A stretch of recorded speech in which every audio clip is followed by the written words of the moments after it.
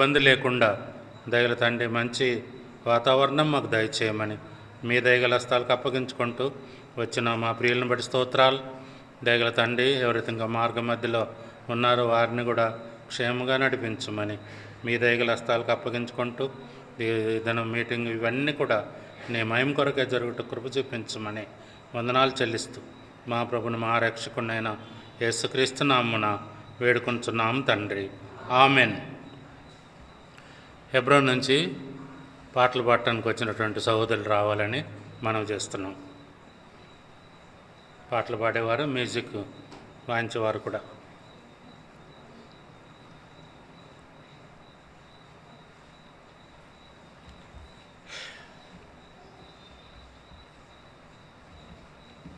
మీకు ఎవరికైనా ఈ పాటల ప్రతి అందనట్టయితే మీకు గేటు దగ్గర ఇస్తారు.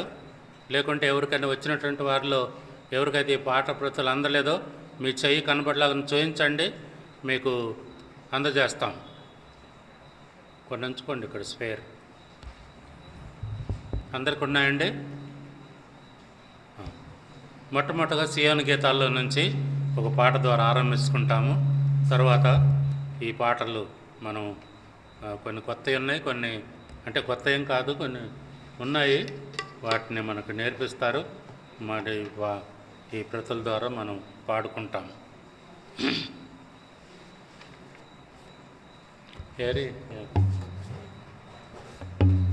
పాట సంఖ్య 488. ఈ పాటలో పాడకముందు సియోను గీతాల్లో నుండి ఓ పాట పాడుకుంటామండి. మనకు అందరికి వచ్చినట్టు పాటే. తర్వాత ఆ ప్రతుల్లో నుంచి పాటలు పాడుకుంటాము. పాట సంఖ్య 488, పాత పుస్తకాలలో 482, Hindi 487, new songs books 488, old songs books 482.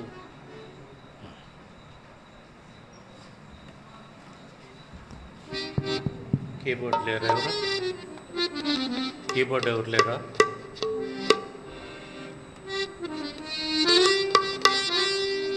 సియోను పాటలు సంతోషముగా పాడుచు సియోను వెళ్ళుదము.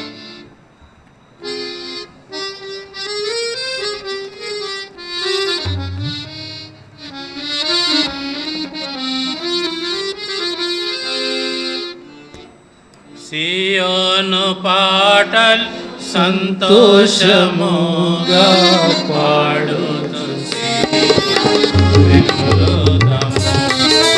సియోను పాటలు సంతోషముగా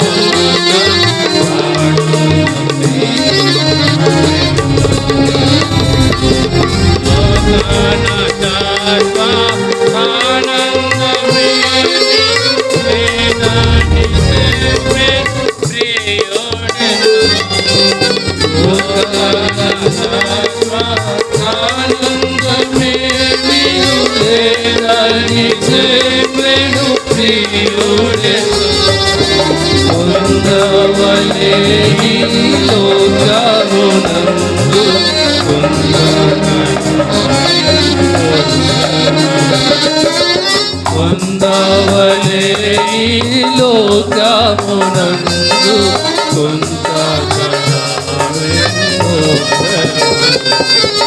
సియోను పాటలు సంతోషముగా పాడుచు సియోను వెళ్ళుదము.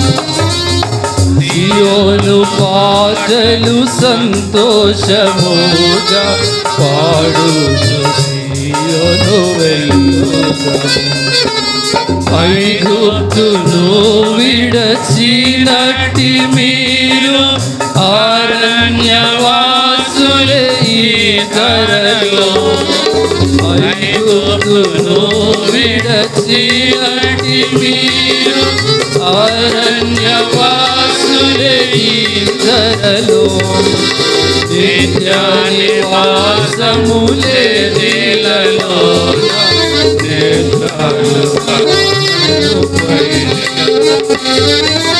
నిత్య నివాసములే నీలలోన నేత్రాలు కానుపై నిల్పుని. సియోను పాటలు సంతోషముగా పాడుతూ సియోను పాటలు సంతోషముగా పాడుతూ వెళ్ళుదాము. మారాను పోలిన చేదైన స్థలముల ద్వారా పోవలసియున్నానేమి. మారాను పోలిన చేదైన స్థలముల ద్వారా పోవలసియున్నానేమి. నీరక్షకుండగు యేసే నడుపును తనదు మాటనము. నీరక్షకుండగు యేసే నడుపును మారాని తనదు మాటనము. సియోను పాటలు సంతోషముగా పాడుతూ సియోను వెళ్ళుదాము.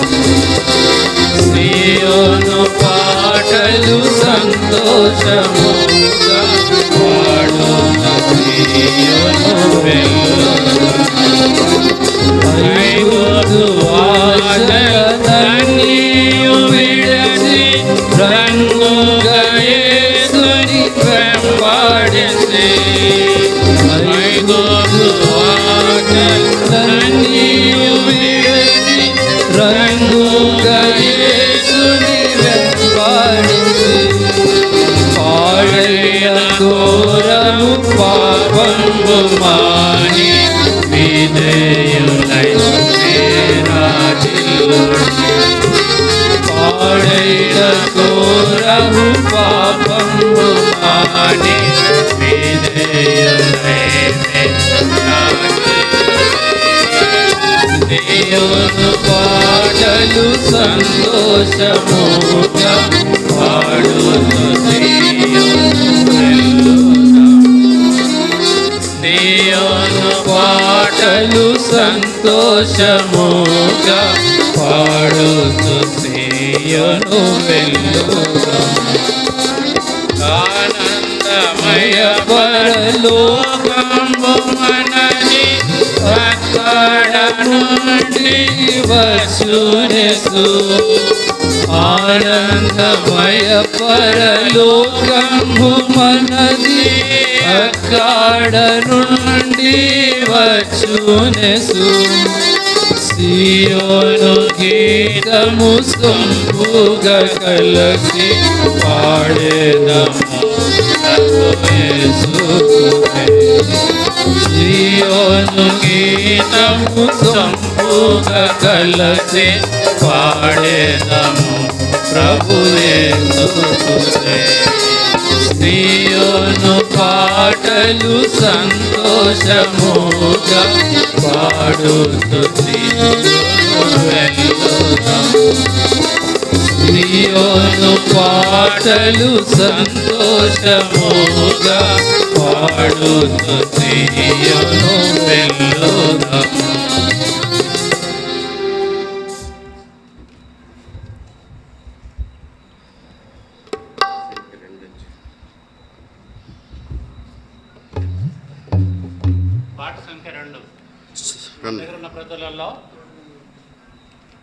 పాట సంఖ్య 2.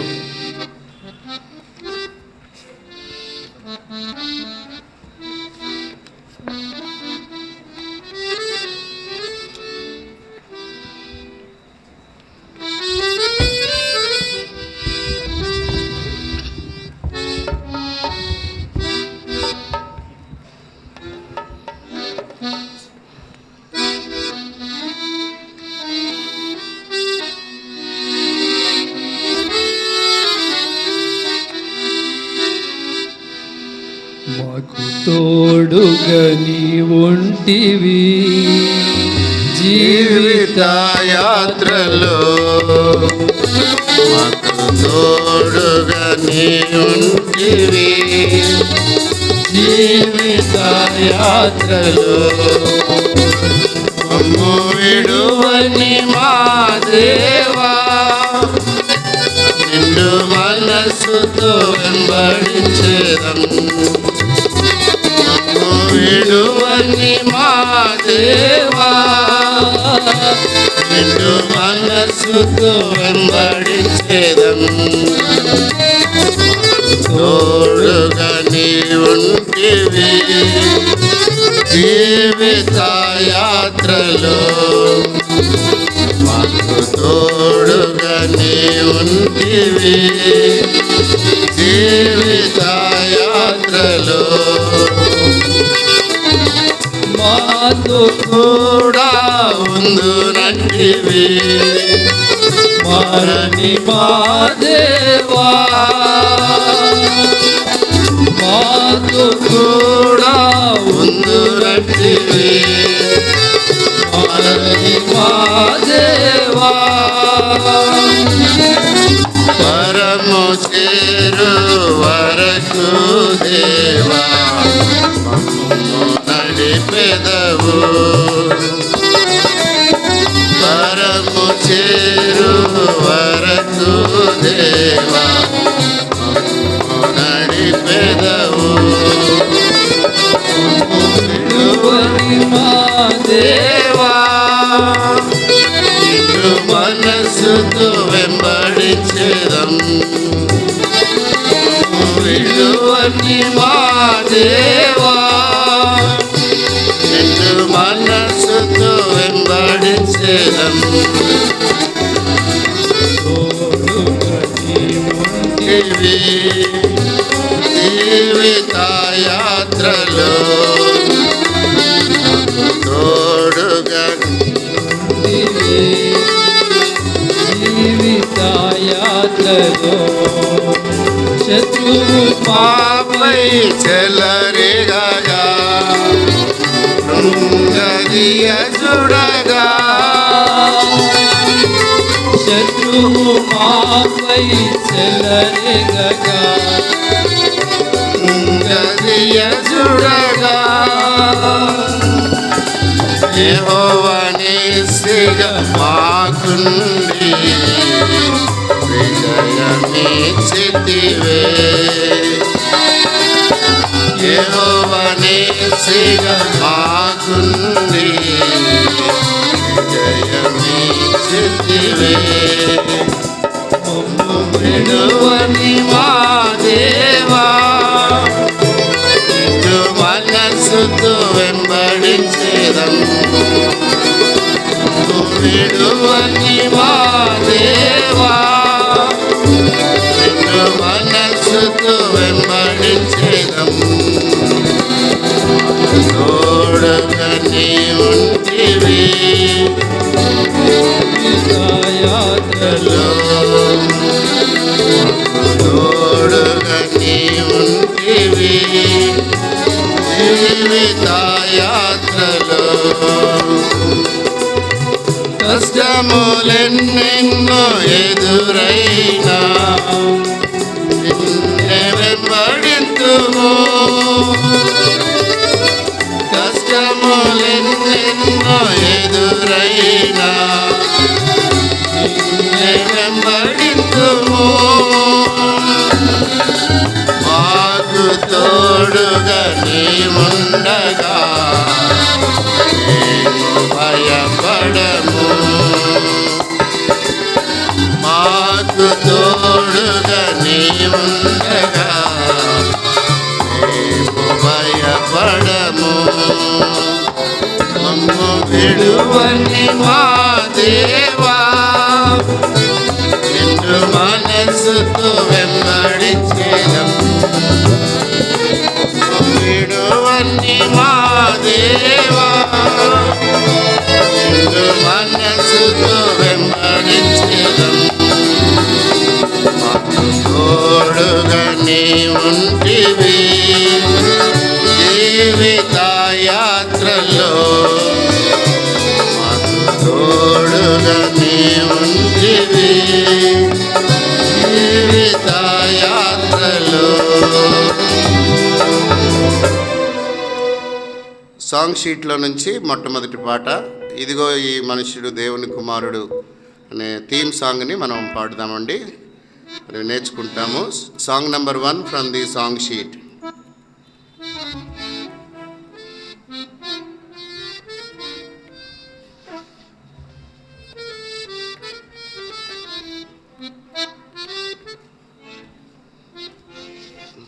సాంగ్ షీట్లో నుంచి మొట్టమొదటి పాట పాడుకుంటాం. మన యొక్క ముఖ్యాంశానికి చెందినటువంటి పాట నేర్చుకోవడానికి ప్రయత్నిస్తాం.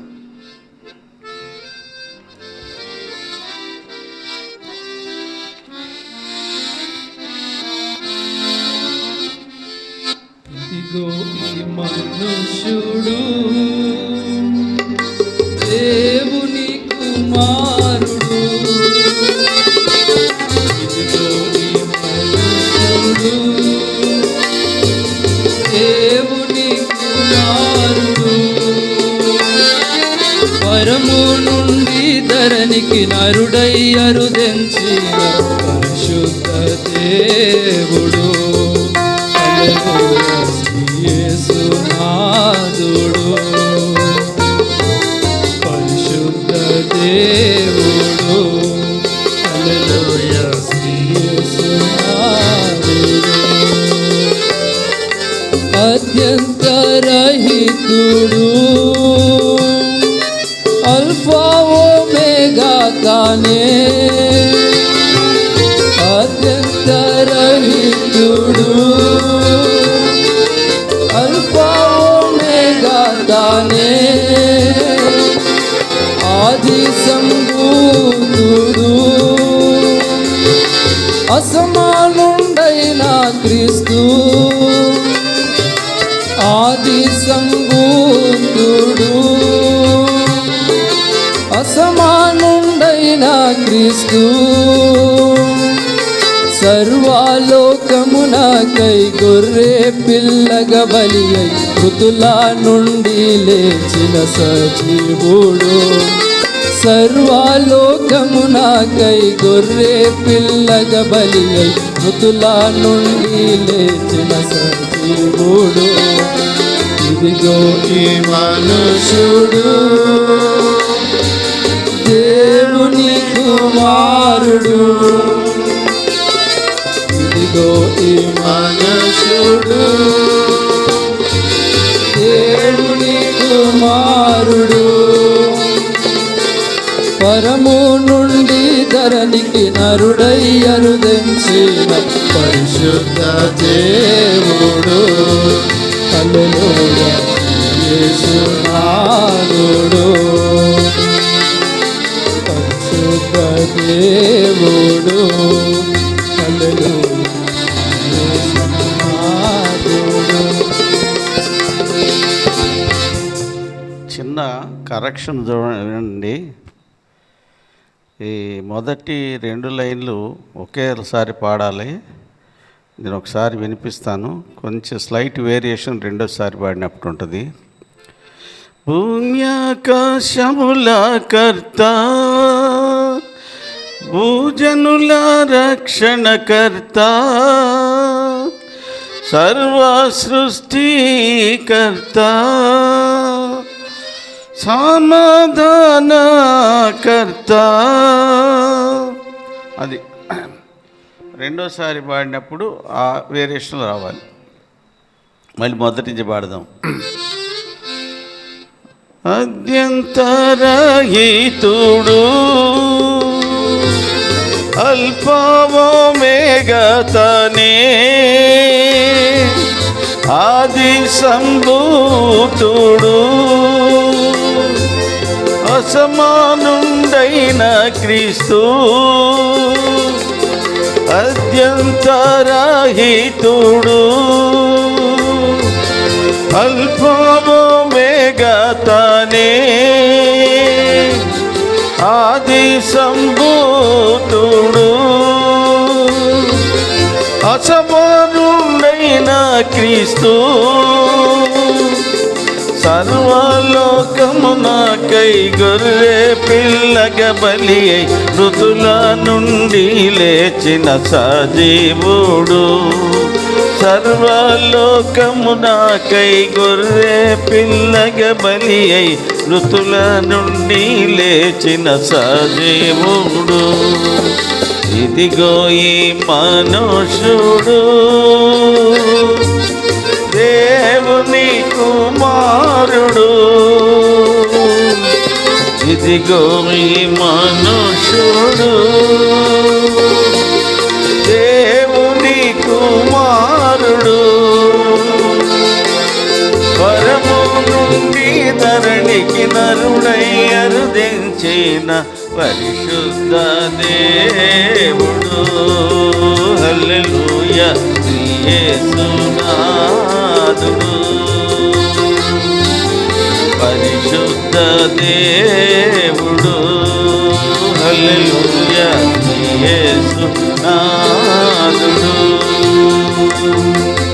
పుణ్యాకాశముల కర్త, భూజనుల రక్షణకర్త, సర్వ సృష్టికర్త, సమాధానకర్త, భూమ్యాకాశముల కర్త, భూజనుల రక్షణకర్త, సర్వ సృష్టికర్త, సమాధానకర్త, పాప విముక్తికై రక్తము చిందింప అభిషిక్తుడైన క్రీస్తేశుడు, పాప విముక్తికై రక్తము చిందింప అభిషిక్తుడైన క్రీస్తేశుడు, ఇదిగో ఈ మనుషుడు దేవుని కుమారుడు, ఇదిగో ఈ మనుషుడు దేవుని కుమారుడు, పరము నుండి ధరణికి నరుడై అరుదించిన పరిశుద్ధ దేవుడు. హల్లెలూయా యేసునాథుడు, పరిశుద్ధ దేవుడు. హల్లెలూయా యేసునాథుడు. ఈ ప్రభువే స్తోత్రార్హుడు, ఆరాధనకు పాత్రుడు, అనురాగు యేసు ఎబెనేజరై ఉన్నాడు. ఈ ప్రభువే స్తోత్రార్హుడు, ఆరాధనకు పాత్రుడు, రాజుల రాజు యేసు ఎబెనేజరై ఉన్నాడు. నజరేయుండగు యేసు విజయుండై లేచెను, నిజ రక్షకుండని భజింతము. నజరేయుండగు యేసు విజయుండై లేచెను, నిజ రక్షకుండని భజింతము. ఇదిగో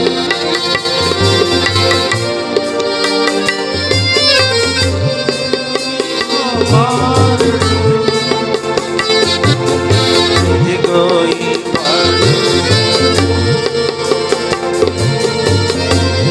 మీ కుమారుడు.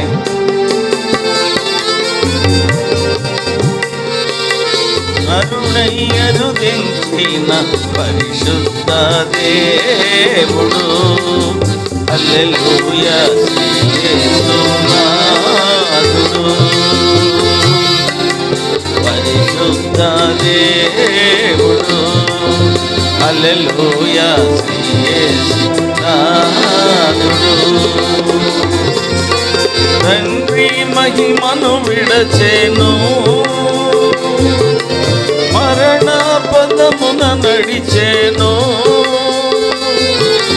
శ్రీమంతుడైన ప్రభువు మనకై దరిద్రుడాయెన్ తండ్రి మహిమను విడచెను మరణ పదమున నడిచెను శ్రీమంతుడైన ప్రభువు మనకై దరిద్రుడాయెన్ మారు మనసు పొంద కనికరమున మన్నించి నీతిగా తీర్చిన ప్రేమామయుడు మారు మనసు పొంద కనికరమున మన్నించి నీతిగా తీర్చిన ప్రేమామయుడు ఇదిగో ఈ మనుషుడు దేవుని కుమారుడు ఇదిగో ఈ మనుషుడు దేవుని కుమారుడు పరము నుండి ధరణికి నరుడయ్యను తెంచిన పరిశుద్ధ దేవుడు హల్లెలూయా శ్రీ యేసునాథుడు పరిశుద్ధ దేవుడు హల్లెలూయా శ్రీ యేసునాథుడు రారాజై రానున్నాడు యుగ యుగముల రాజా మేళం న్యాయాధిపతిగా వచ్చు అందరికీ తీర్పు తీర్చన్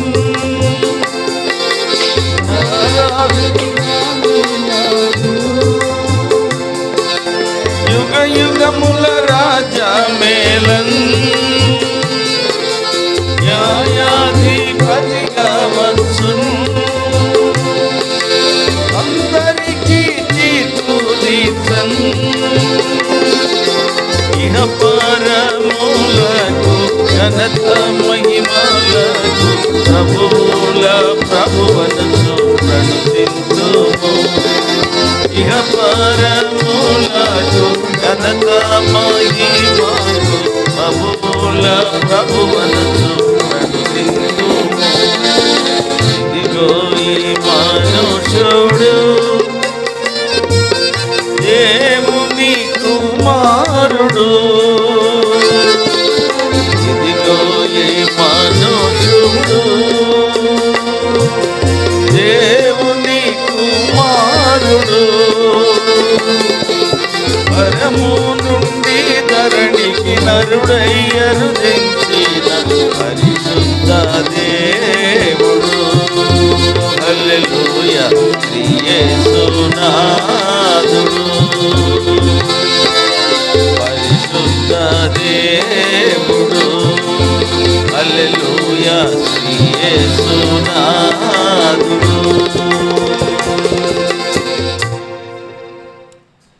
చివరిగా పాట సంఖ్య 6వ పాట నా సర్వమైన ప్రభు అర్పించుకొందునీకై పల్లవి మొదటి వచనం మాత్రం మనం లేచి నిలబడి పాడుకుంటాం. దయచేసి యవనస్తులు పిల్లలు ముందుకు వచ్చి కూర్చోవాలని మనవి. కుర్చీల్లో కూర్చోగలిగి అవసరత ఉన్న వారికి దయచేసి సహాయపడండి. లేచి నిలబడి పాడుకుంటాం. Song number 6 from the song sheet. పల్లవి మొదటి వచనం మాత్రం పాడుకుంటాం. సహోదరులు కొంచెం ముందుకు జరగండి. కుర్చీలు ముందున్నటువంటి వారు వెనకొచ్చేటువంటి వారికి స్థలం ఉంటుంది. పల్లవి మొట్టమొదటి వచనం మాత్రమే మనం పాడుకుంటాం.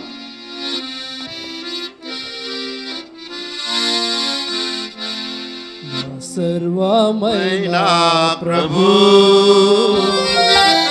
అర్పించుకొందునీకై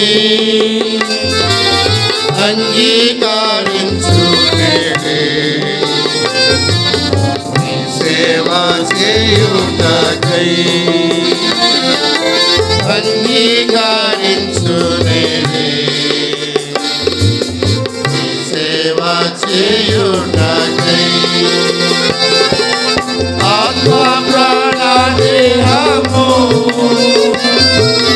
తలంపులు క్రియలు ఆత్మ ప్రాణ దేహము తలంపులు క్రియలు అన్నియు నీ కొరకే దైవమును ఓ యేసువా అన్నియు నీ కొరకే దైవమును ఓ యేసువా జీవించబోయేది నీ కొరకే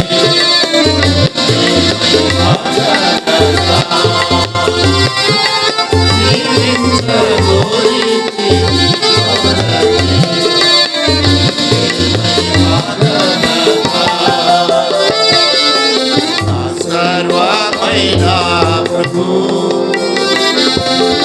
అర్పించుకుందు నీకై అంగీకరించునే సేవ చేయుటకై అంగీకరించునే సేవ చేయుటకై. Kindly be seated. దయచేసి కూర్చోండి. ప్రతి సంవత్సరము సెప్టెంబరు అక్టోబర్ మాసముల్లో ఎల్బెతేల్ ప్రార్థనా మందిరంలో మనం ఈ రీతిగా ప్రత్యేక కూడికలు కలిగి ఉండడానికి దేవుడు మనకి ప్రతి సంవత్సరం కూడా సహాయం చేస్తున్నారు. ఈ సంవత్సరం కూడా గత కొంతకాలంగా మనం వీటి కొరకు ప్రార్థిస్తూ వచ్చాం. దేవుడిచ్చినటువంటి ఈ తేదీలను బట్టి దేవునికి వందనాలు చెల్లిస్తూ ఉంటున్నాం. దేవుని యొక్క వాక్యమును అందించడానికి దైవదాసులు సోదరుడు విద్యాధరరావు గారు మన మధ్యలోనికి వచ్చి ఉంటున్నారు. సహోదరుడు 3 దినాలు మన మధ్యలో పరిచర్య చేస్తారు. దయచేసి మీరు రండి. మీరు ఇతరులను కూడా ఇరుగు పొరుగు వారిని స్నేహితులను ఆహ్వానించి తీసుకొని రావాలని మనవి చేస్తూ ఉంటున్నాం. ఈ దినం కూడిక అనంతరము వచ్చినటువంటి వారందరికీ కూడా ప్రేమ విందు కలిగి ఉంటున్నాం. రేపుడు దినం ఉదయకాలము 10 గంటల నుంచి ఉదయకాలము బైబిల్ పఠనాన్ని మనం కలిగి ఉంటాం. బైబిల్ పఠనం అనంతరము ప్రేమ విందు అనంతరము మధ్యాహ్న కాలము బాప్తిస్మ సాక్ష్యముల కార్యక్రమాన్ని మనం కలిగి ఉంటాం. మరలా రేపు సాయంత్రం 6:30 గంటలకు ప్రత్యేక కూడిక మనం కలిగి ఉంటాం. ఆదివారం కూడా మరి ప్రత్యేక కూడిక కలిగి ఉంటాం. దేవుని దాసులు మన మధ్యలో వాక్య పరిచయం చేస్తారు. ఇదిగో ఈ మనుష్యుడు అనేటువంటి శీర్షిక మనకి వారు ప్రార్థించి మనకు అనుగ్రహించారు. వారి కొరకు వారి యొక్క సేవా పరిచర్య కొరకు ఆరోగ్యం కొరకు ప్రార్థించాలని మనం చేస్తూ ఉంటున్నాం. దేవుని యొక్క వాక్యాన్ని మనం వింటాం.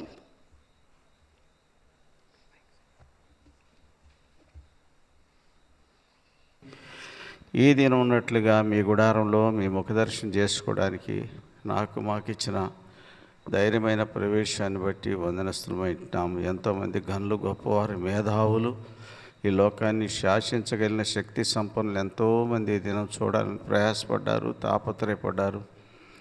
అనేకులు ఈ దినం చూడకుండానే వెళ్ళిపోయారు. ఓ దేవా, అనేకులు చూడగలిగిన వారు ఉన్నారు.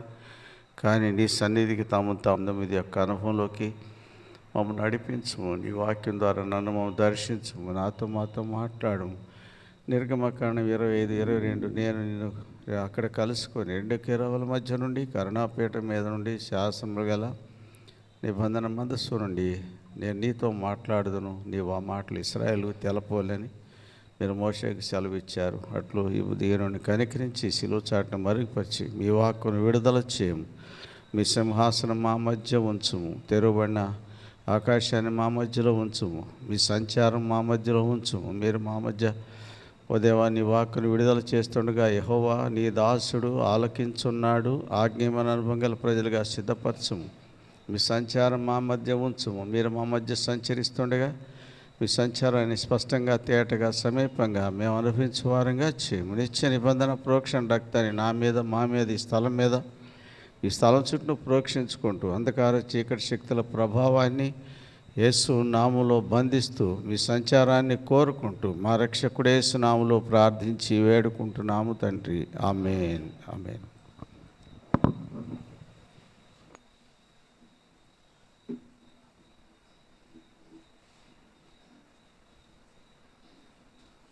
మీ అందరికీ యేసుప్రభు నామములో శుభములు. నా పేరు విద్యాధరరావు. సైదాబాద్ అసెంబ్లీ బేతేలు ఆరాధన మందిరం మాది.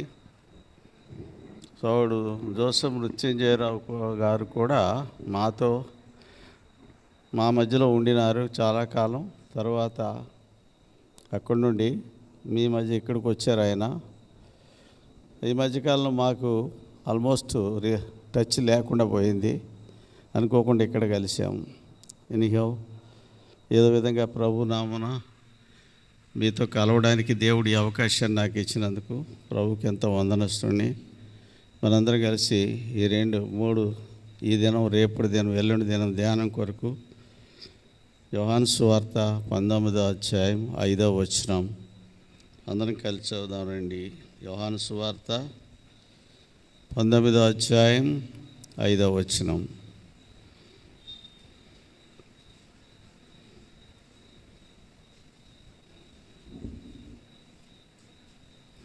ఆ ముండ్ల కిరీటమును అందరం కలిసి చదువుదాం. ఆ ముండ్ల కిరీటమును ఉదారంగా వస్త్రము ధరించిన వాడే యేసు వెలుపలికి రాగా పిలాతు, ఇదిగో ఈ మనుష్యుడు అని వారితో చెప్పాను. ఇదిగో ఈ మనుష్యుడు. మన అంశం ఇదే. ఈ మనుషుని గురించి ఇంత పెద్ద గ్రంథం ఉంది. ఈ గ్రంథం కూడా ఈ మనుషుని చుట్టూనే తిరుగుతూ ఉంటుంది. ఈ మనుషులు లేకుంటే ఈ గ్రంథానికి కూడా ఒక అర్థం, పరమార్థం లేదు. కాబట్టి ఈ మనుషుడు ఎవరంటే the man of this book. ఎవరైనా ఈ గ్రంథానికి ఆధారకుడు ఆయనే, the man of this book. So కాబట్టి ఆయన గురించి మనం ధ్యానించాలా. ఆయన గురించి ఎంత ధ్యానించినా తక్కువే. పిలాతు మరి కొద్దిసేపట్లో యేసుప్రభువారిని సిలువకి తీసుకొని పోబోతుండగా యేసుప్రభువారిని బయటికి తీసుకొచ్చి ఎవరిని పరిచయం చేశాడు? ఇదిగో ఈ మనుష్యుడు. ఈ మనుషుడి గురించి 3.5 సంవత్సరాల క్రితం తండ్రి అయిన దేవుడు ఏం చెప్పాడు? మత్తయి సువార్త 3వ అధ్యాయం 17వ వచనం. బాప్తీసం తీసుకొని యోర్దానులోంచి బయటకు వస్తున్నప్పుడు, ఇదిగో ఈయనే నా ప్రియ కుమారుడు, ఈయన యందు ఎన్నిసార్లు చెప్పాడు ఈ మాట? ఎన్నిసార్లు చెప్పాడు? 2 సార్లు. రూపాంతరం కొండ మీద కూడా ఇదే మాట చెప్పాడు తండ్రి అయిన దేవుడు. ఎవని? మత్తయి సువార్త 17:5లో, ఇదిగో ఈయన నా ప్రియ కుమారుడు, ఈయన యందు నేను ఆనందించున్నాను. ఇంకొక మాట యాడ్ చేశాడు అక్కడ, ఈయన మాట వినుడి. ఎందుకు అన్నాడు ఈ మాట? అన్ని మాటలు, అందరి మాటలు వింటాం కానీ ఈయన మాటే వినం మనం కదా. మనకున్న చెడ్డ రోగం ఏంటంటే అందరి మాటలు వింటాం, అన్నిటికీ అటెన్షన్ పే చేస్తాం, అన్నిటికీ ప్రామినెన్స్ ఇస్తాం, కానీ ఈయన మాటకే ప్రామినెన్స్ ఇయ్యం. ఈయన మాటకే మనకు దగ్గర చోటు లేదు. అందుకే తండ్రి అయిన దేవుడు స్పష్టంగా చెప్పాడు, ఈయన మాట వినుడి, హియర్ హిమ్. ఆయన మాట వినాలా. మనం అందరి మాట వింటాం కానీ ఆయన మాటనే పక్కన పెడతాం. మన దౌర్భాగ్యం ఇదే. అందుకే ఎంతో గొడ్డుతనం ఉంది విశ్వాసంలో ఇవాళ. కారణం ఏంటంటే అన్నిటికీ చోట్లు ఉంటాయి, అన్నిటికీ సమయాలు ఉంటాయి, అన్నిటికీ అవకాశాలు ఉంటాయి, అన్నిటికీ వెసులుబాట్లు ఉంటాయి, కానీ దేవుని వాక్యానికే మన దగ్గర టైం దొరకదు. చాలామంది దేవుని వాక్యాన్ని క్రైస్తవులుగా సిన్సియర్గా యథార్థంగా నేను ఒక ప్రశ్న వేస్తాను మీలో. రోజుకు 2 అధ్యాయాలు చదివే వాళ్ళు ఎంతమంది ఉన్నారు మీలో? రోజుకు 2 అధ్యాయాలే, ఎక్కువ అంటలా, 2 అధ్యాయాలు. 5 అధ్యాయాలు చదివేవాళ్ళు ఉన్నారా? 5 అధ్యాయాలు. రోజుకి 5 అధ్యాయాలు చదివేవాళ్ళు ఉన్నారా? అయిపోయింది. అది అక్కడెవరో ఒక ఆవిడ. రోజుకి 10 అధ్యాయాలు చదివేవాళ్ళు ఉన్నారా? అయిపోయింది కదండి. మరి ఇదే మన పరిస్థితి. బైబిల్ ఎన్ని అధ్యాయాలు ఉన్నాయి? 1189. నువ్వు 11 కలిపితే 1200 అవుతాయి కదా. 11 కలిపితే 1200 అధ్యాయాలు అవుతాయి. అంటే సో కన్సిడర్ 1200 చాప్టర్స్. ఈ 1200 అధ్యాయాల్ని రోజుకు 10 అధ్యాయాలు చొప్పున చదివితే 120 రోజుల్లో బైబిల్ అయిపోద్ది. ఎన్ని రోజులు? 120 రోజులు అంటే 4 months. మీ ఓపికండి 20 అధ్యాయాలు చదవగలిగితే 60 రోజుల్లో బైబిల్ అయిపోద్ది. ఇది గాలి లెక్క కాదు నేను చెప్పేది, నేను చేశాను కాబట్టి మీతో చెప్తున్నా. రోజుకు 10 అధ్యాయాలు చదవండి చాలు, ఎక్కువ అక్కర్లా. 10 అధ్యాయాలు చదివితే 10 అధ్యాయాలు గంటలో చదవచ్చు. 10 అధ్యాయాలు చదవటానికి గంట సేపు పడుద్ది. ఒక గంట టైం కేటాయించండి. దినంలో 24 గంటల్లో దశంభాగం ఎంత? 2.4 hours, అంటే 2 గంటల 24 నిమిషాలు. ఇది దేవుని టైం. ఈ టయాన్ని దొంగిలించే దొంగలం మనం. దశంభాగాలు ఇస్తుండొచ్చు కానీ దేవుని టయాన్ని దొంగిలించే దొంగలం మనం. అది మాత్రం ఒప్పుకోం మనం కదండి. దేవుని టైం కూడా మనం దొంగిలిస్తాం. అన్నిటికీ టైం ఉంటుంది, అన్నిటికీ ఉంటుంది టైం. కానీ దేవుని దగ్గర గడపడానికే టైం ఉండదు. ఒక గంట టైం దేవుని వాక్యానికి ఇవ్వండి, ఇంకా ఎంత ఉంటుంది మీ దగ్గర? 1.24 hours ఉంటాయి. ఒక గంట సేపు దేవుని దగ్గర గడపండి. ఒక గంట సేపు దేవుని దగ్గర గడపండి. ఒక 24 నిమిషాలు దేవుని గురించి మాట్లాడండి, సరిపోద్ది. 2 గంటల 24 నిమిషాలు. ఇలా చేయటం దీనివల్ల మనకి మేలు, వినేవాళ్ళకి మేలు. దేవుని వాక్యం చదవటం ద్వారా మనకి కూడా ఆత్మీయంగా ఎంతో మేలు. 4 నెలలకు ఒకసారి బైబిల్ అయిపోతే సంవత్సరానికి 3 సార్లు బైబిల్ అయిపోద్ది. దక్షిణ్ గారు 100 సార్లు బైబిల్ చదివి ఇప్పుడు 100 సార్లు బైబిల్, నా బైబిల్ కంప్లీట్ అయింది, ఇప్పుడిప్పుడే కొద్దిగా అర్థం అవుతుంది అన్నాడు. మరి మనం ఒక్కసారి కూడా కంప్లీట్ చేసి ఉండం, మరి బైబిల్ ఎప్పుడు అర్థం అవుతుంది మనకి? అంతే క్రైస్తవులు ఎప్పటికీ మరుగుజ్జోళ్ళలాగా ఉన్నారు, ఎప్పుడు ఎదగరాళ్ళు. హెబ్రీ పత్రికలో 5వ అధ్యాయం 12-13 వచనాల్లో, కాలమును బట్టి చూచితే మీరు బోధకుల వంటి వారై ఉండవలసి ఉండగా దేవోక్తుల్లో మూలపాఠం మరలా ఒకడు మీకు బోధింపవలసి వచ్చెను. కాబట్టి మీరు శిశువులే కానీ పాలు తాగవలసిన వారే కానీ బలమైన ఆహారం ఏమండి? పాలు తాగేవాళ్ళు ఎవరికి ఇస్తారు? శిశువులకి ఇస్తారు. శిశువులు అంటే ఎవరు? బ్రెస్ట్ ఫీడింగ్, తల్లి దగ్గర పాలు తాగే వాళ్ళని శిశువులు అంటారు. ఇప్పుడు 6 నెలల తర్వాత కూడా వాడు పాలు తాగుతాడు, వాడికి అందుకే 6 నెలల నుంచి ఏం చేస్తారు? కొంచెం సాలిడ్ ఫుడ్ ఇస్తారు. సాలిడ్ ఫుడ్ ఇచ్చి నెమ్మదిగా తల్లి ఏం చేస్తుంది?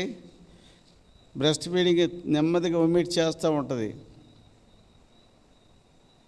తర్వాత 1 year తర్వాత నెమ్మదిగా వాడిని ఆహారం వైపు డైవర్ట్ చేస్తారు. అలాగలాగా అంటే ఆహారం చేంజ్ చేస్తూ ఉంటాం. అంటే మనం తినేదే వాడికి పెడతాం. అలాగే దేవుని వాక్యాన్ని కూడా మనం ఎంతకాలం శిశువులుగా ఉందామండి? ఎప్పుడు పెరుగుతాం మనం? ఇప్పుడు మన పిల్లలు ఉన్నారు, సంవత్సరం అయింది, సంవత్సరం తర్వాత వాడు అట్లాగే ఉంటాడా? పడుకునే పాలు తాగే పిల్లోళ్ళలాగా ఉంటాడా? చెప్పండి. సంవత్సరం తర్వాత ఫస్ట్ బర్త్డే తర్వాత మాటలు వస్తాయండి. తర్వాత 3వ సంవత్సరానికి మాటల ఇంటరాక్షన్ 2వ సంవత్సరం ఇంటరాక్షన్ మొదలెడతాడు. 3వ సంవత్సరం నుంచి మాటలు వస్తాయి. మాటలతో పాటు వాడి కష్టాలు కూడా వస్తాయి. వాడి పుస్తకాలు సంచి భుజాన వేస్తారు, స్కూల్కి తీసుకెళ్ళి స్కూల్లో వేస్తారు. ఇంకా అక్కడి నుంచి వాడి కష్టాలకి ఎప్పటి వరకు? 60 ఏళ్ళు వచ్చే వరకు ఆ బాధ భరించాల్సిందే వాడు. ఉద్యోగం చదువు పేరట 24 ఏళ్ళు, ఆ తర్వాత ఉద్యోగం పేరట ఒక 26 ఏళ్ళు అయిపోయింది అక్కడికి కదా.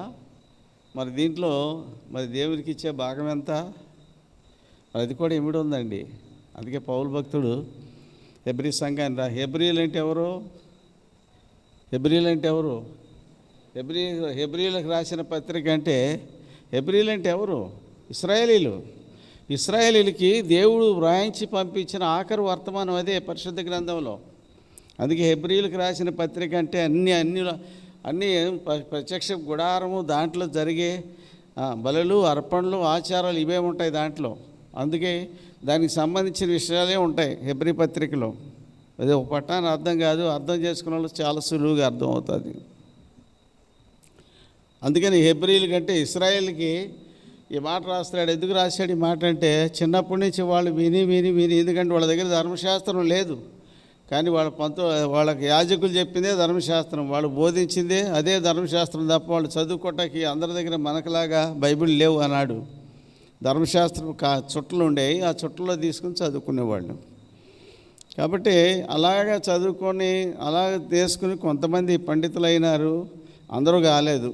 ఇప్పుడు మనకైతే మన పిల్లల మాటలు వచ్చిన కాడి నుంచి ఫస్ట్ బైబిల్ అని పిల్లలకి ఇస్తున్నాం. మనం మై ఫస్ట్ బైబిల్ అని చెప్పేసి పిల్లలకి ఇంట్రొడ్యూస్ చేస్తున్నాం. చేయట్లేదండి? చేస్తున్నాం. నెమ్మదిగా స్పూన్ ఫీడింగ్ నుంచి సాలిడ్ ఫీడింగ్కి వెళుతున్నాం. పిల్లలకి ఆహారంలో ఏ ఆహారం ఇస్తే బాగుంటుంది అన్నీ ట్రే చేసి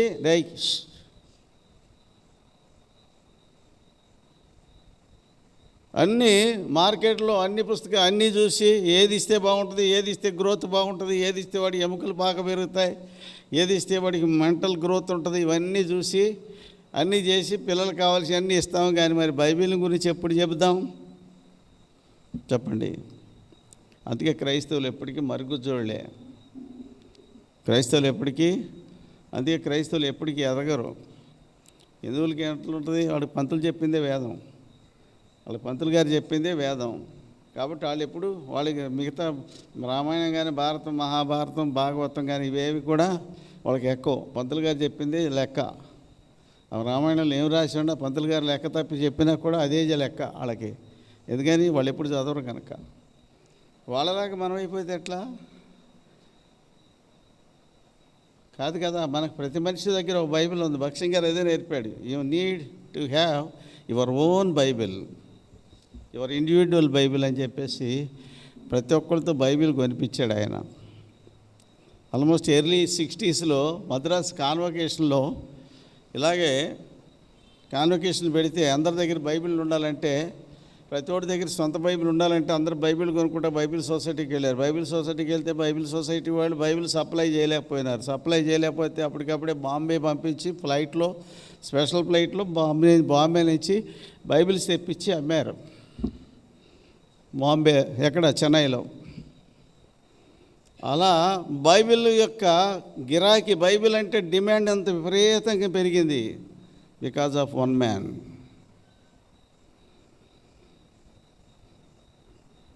ఇవాళ బైబిల్ లేని ఇల్లు లేదు, బైబిల్ లేని వ్యక్తి లేడు. నీ సొంత బైబిల్ లేకపోతే 100 సార్లు సిగ్గుపడాలన్నాడు భక్సింగ్ గారు. నేను 1978లో యేసుప్రభుని ఒప్పుకున్న ఏప్రిల్ మాసం 4వ తేదీన యేసుప్రభు నా హృదయంలో చేర్చుకున్నాను. ఇప్పటికి 46 సంవత్సరాలు. నేను అంతకుమునుపు మాది ఒక నామకార్థ క్రైస్తవ కుటుంబమే, కానీ యేసుప్రభు అంటే నాకు ఇష్టం ఉండేది కాదు. ఎందుకంటే మాది బ్యాప్టిస్ట్ చర్చ్ గుడివాడ దగ్గర, కృష్ణా జిల్లా గుడివాడ దగ్గర ఒక చిన్న పల్లెటూరు. మా సంఘ పెద్దలు క్రిస్మస్ వచ్చిందంటే తాగొచ్చి సంఘ పెద్దలను ఎన్నుకునేవాళ్ళు. సంఘ పెద్దలను ఎన్నుకుంటే ఒక్కొక్కడు తాగిపోతూ వీడు సంఘ పెద్దని డిక్లేర్ చేసేవాడు ఒక తాగుబోతులు సంఘ పెద్దలకు ఎంచుకునేవాళ్ళు. అన్ని బూతు మాటలు మాట్లాడేవాళ్ళు. వ్యభిచారులు సంఘ పెద్దలుగా ఉండేవాళ్ళు చాలామంది అయ్యేవాళ్ళు. ఒకవేళ వాడిని పెట్టకపోతే వాడు గలిబీలు చేసేవాడు. ఈ గలిబీలంతా కూడా మైక్ పెట్టుకుని మరీ కొట్లాడుకునేవాళ్ళు.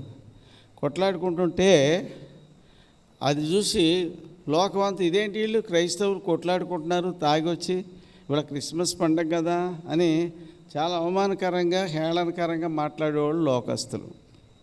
ఇది చూసిన తర్వాత ఈ క్రైస్తవత్వం నాకు వద్దు అని, క్రైస్తవులందరూ దొంగలని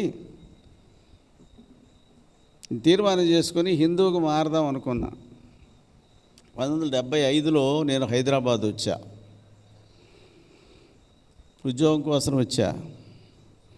ఒక చిన్న ప్రైవేట్ కంపెనీలో ఉద్యోగం దొరికింది. తర్వాత సుల్తాన్ బజార్లో ఆర్య సమాజం ఆఫీస్ ఉంది, అక్కడికి పోయా. నేను హిందూగా మారాలనుకుంటున్నాను.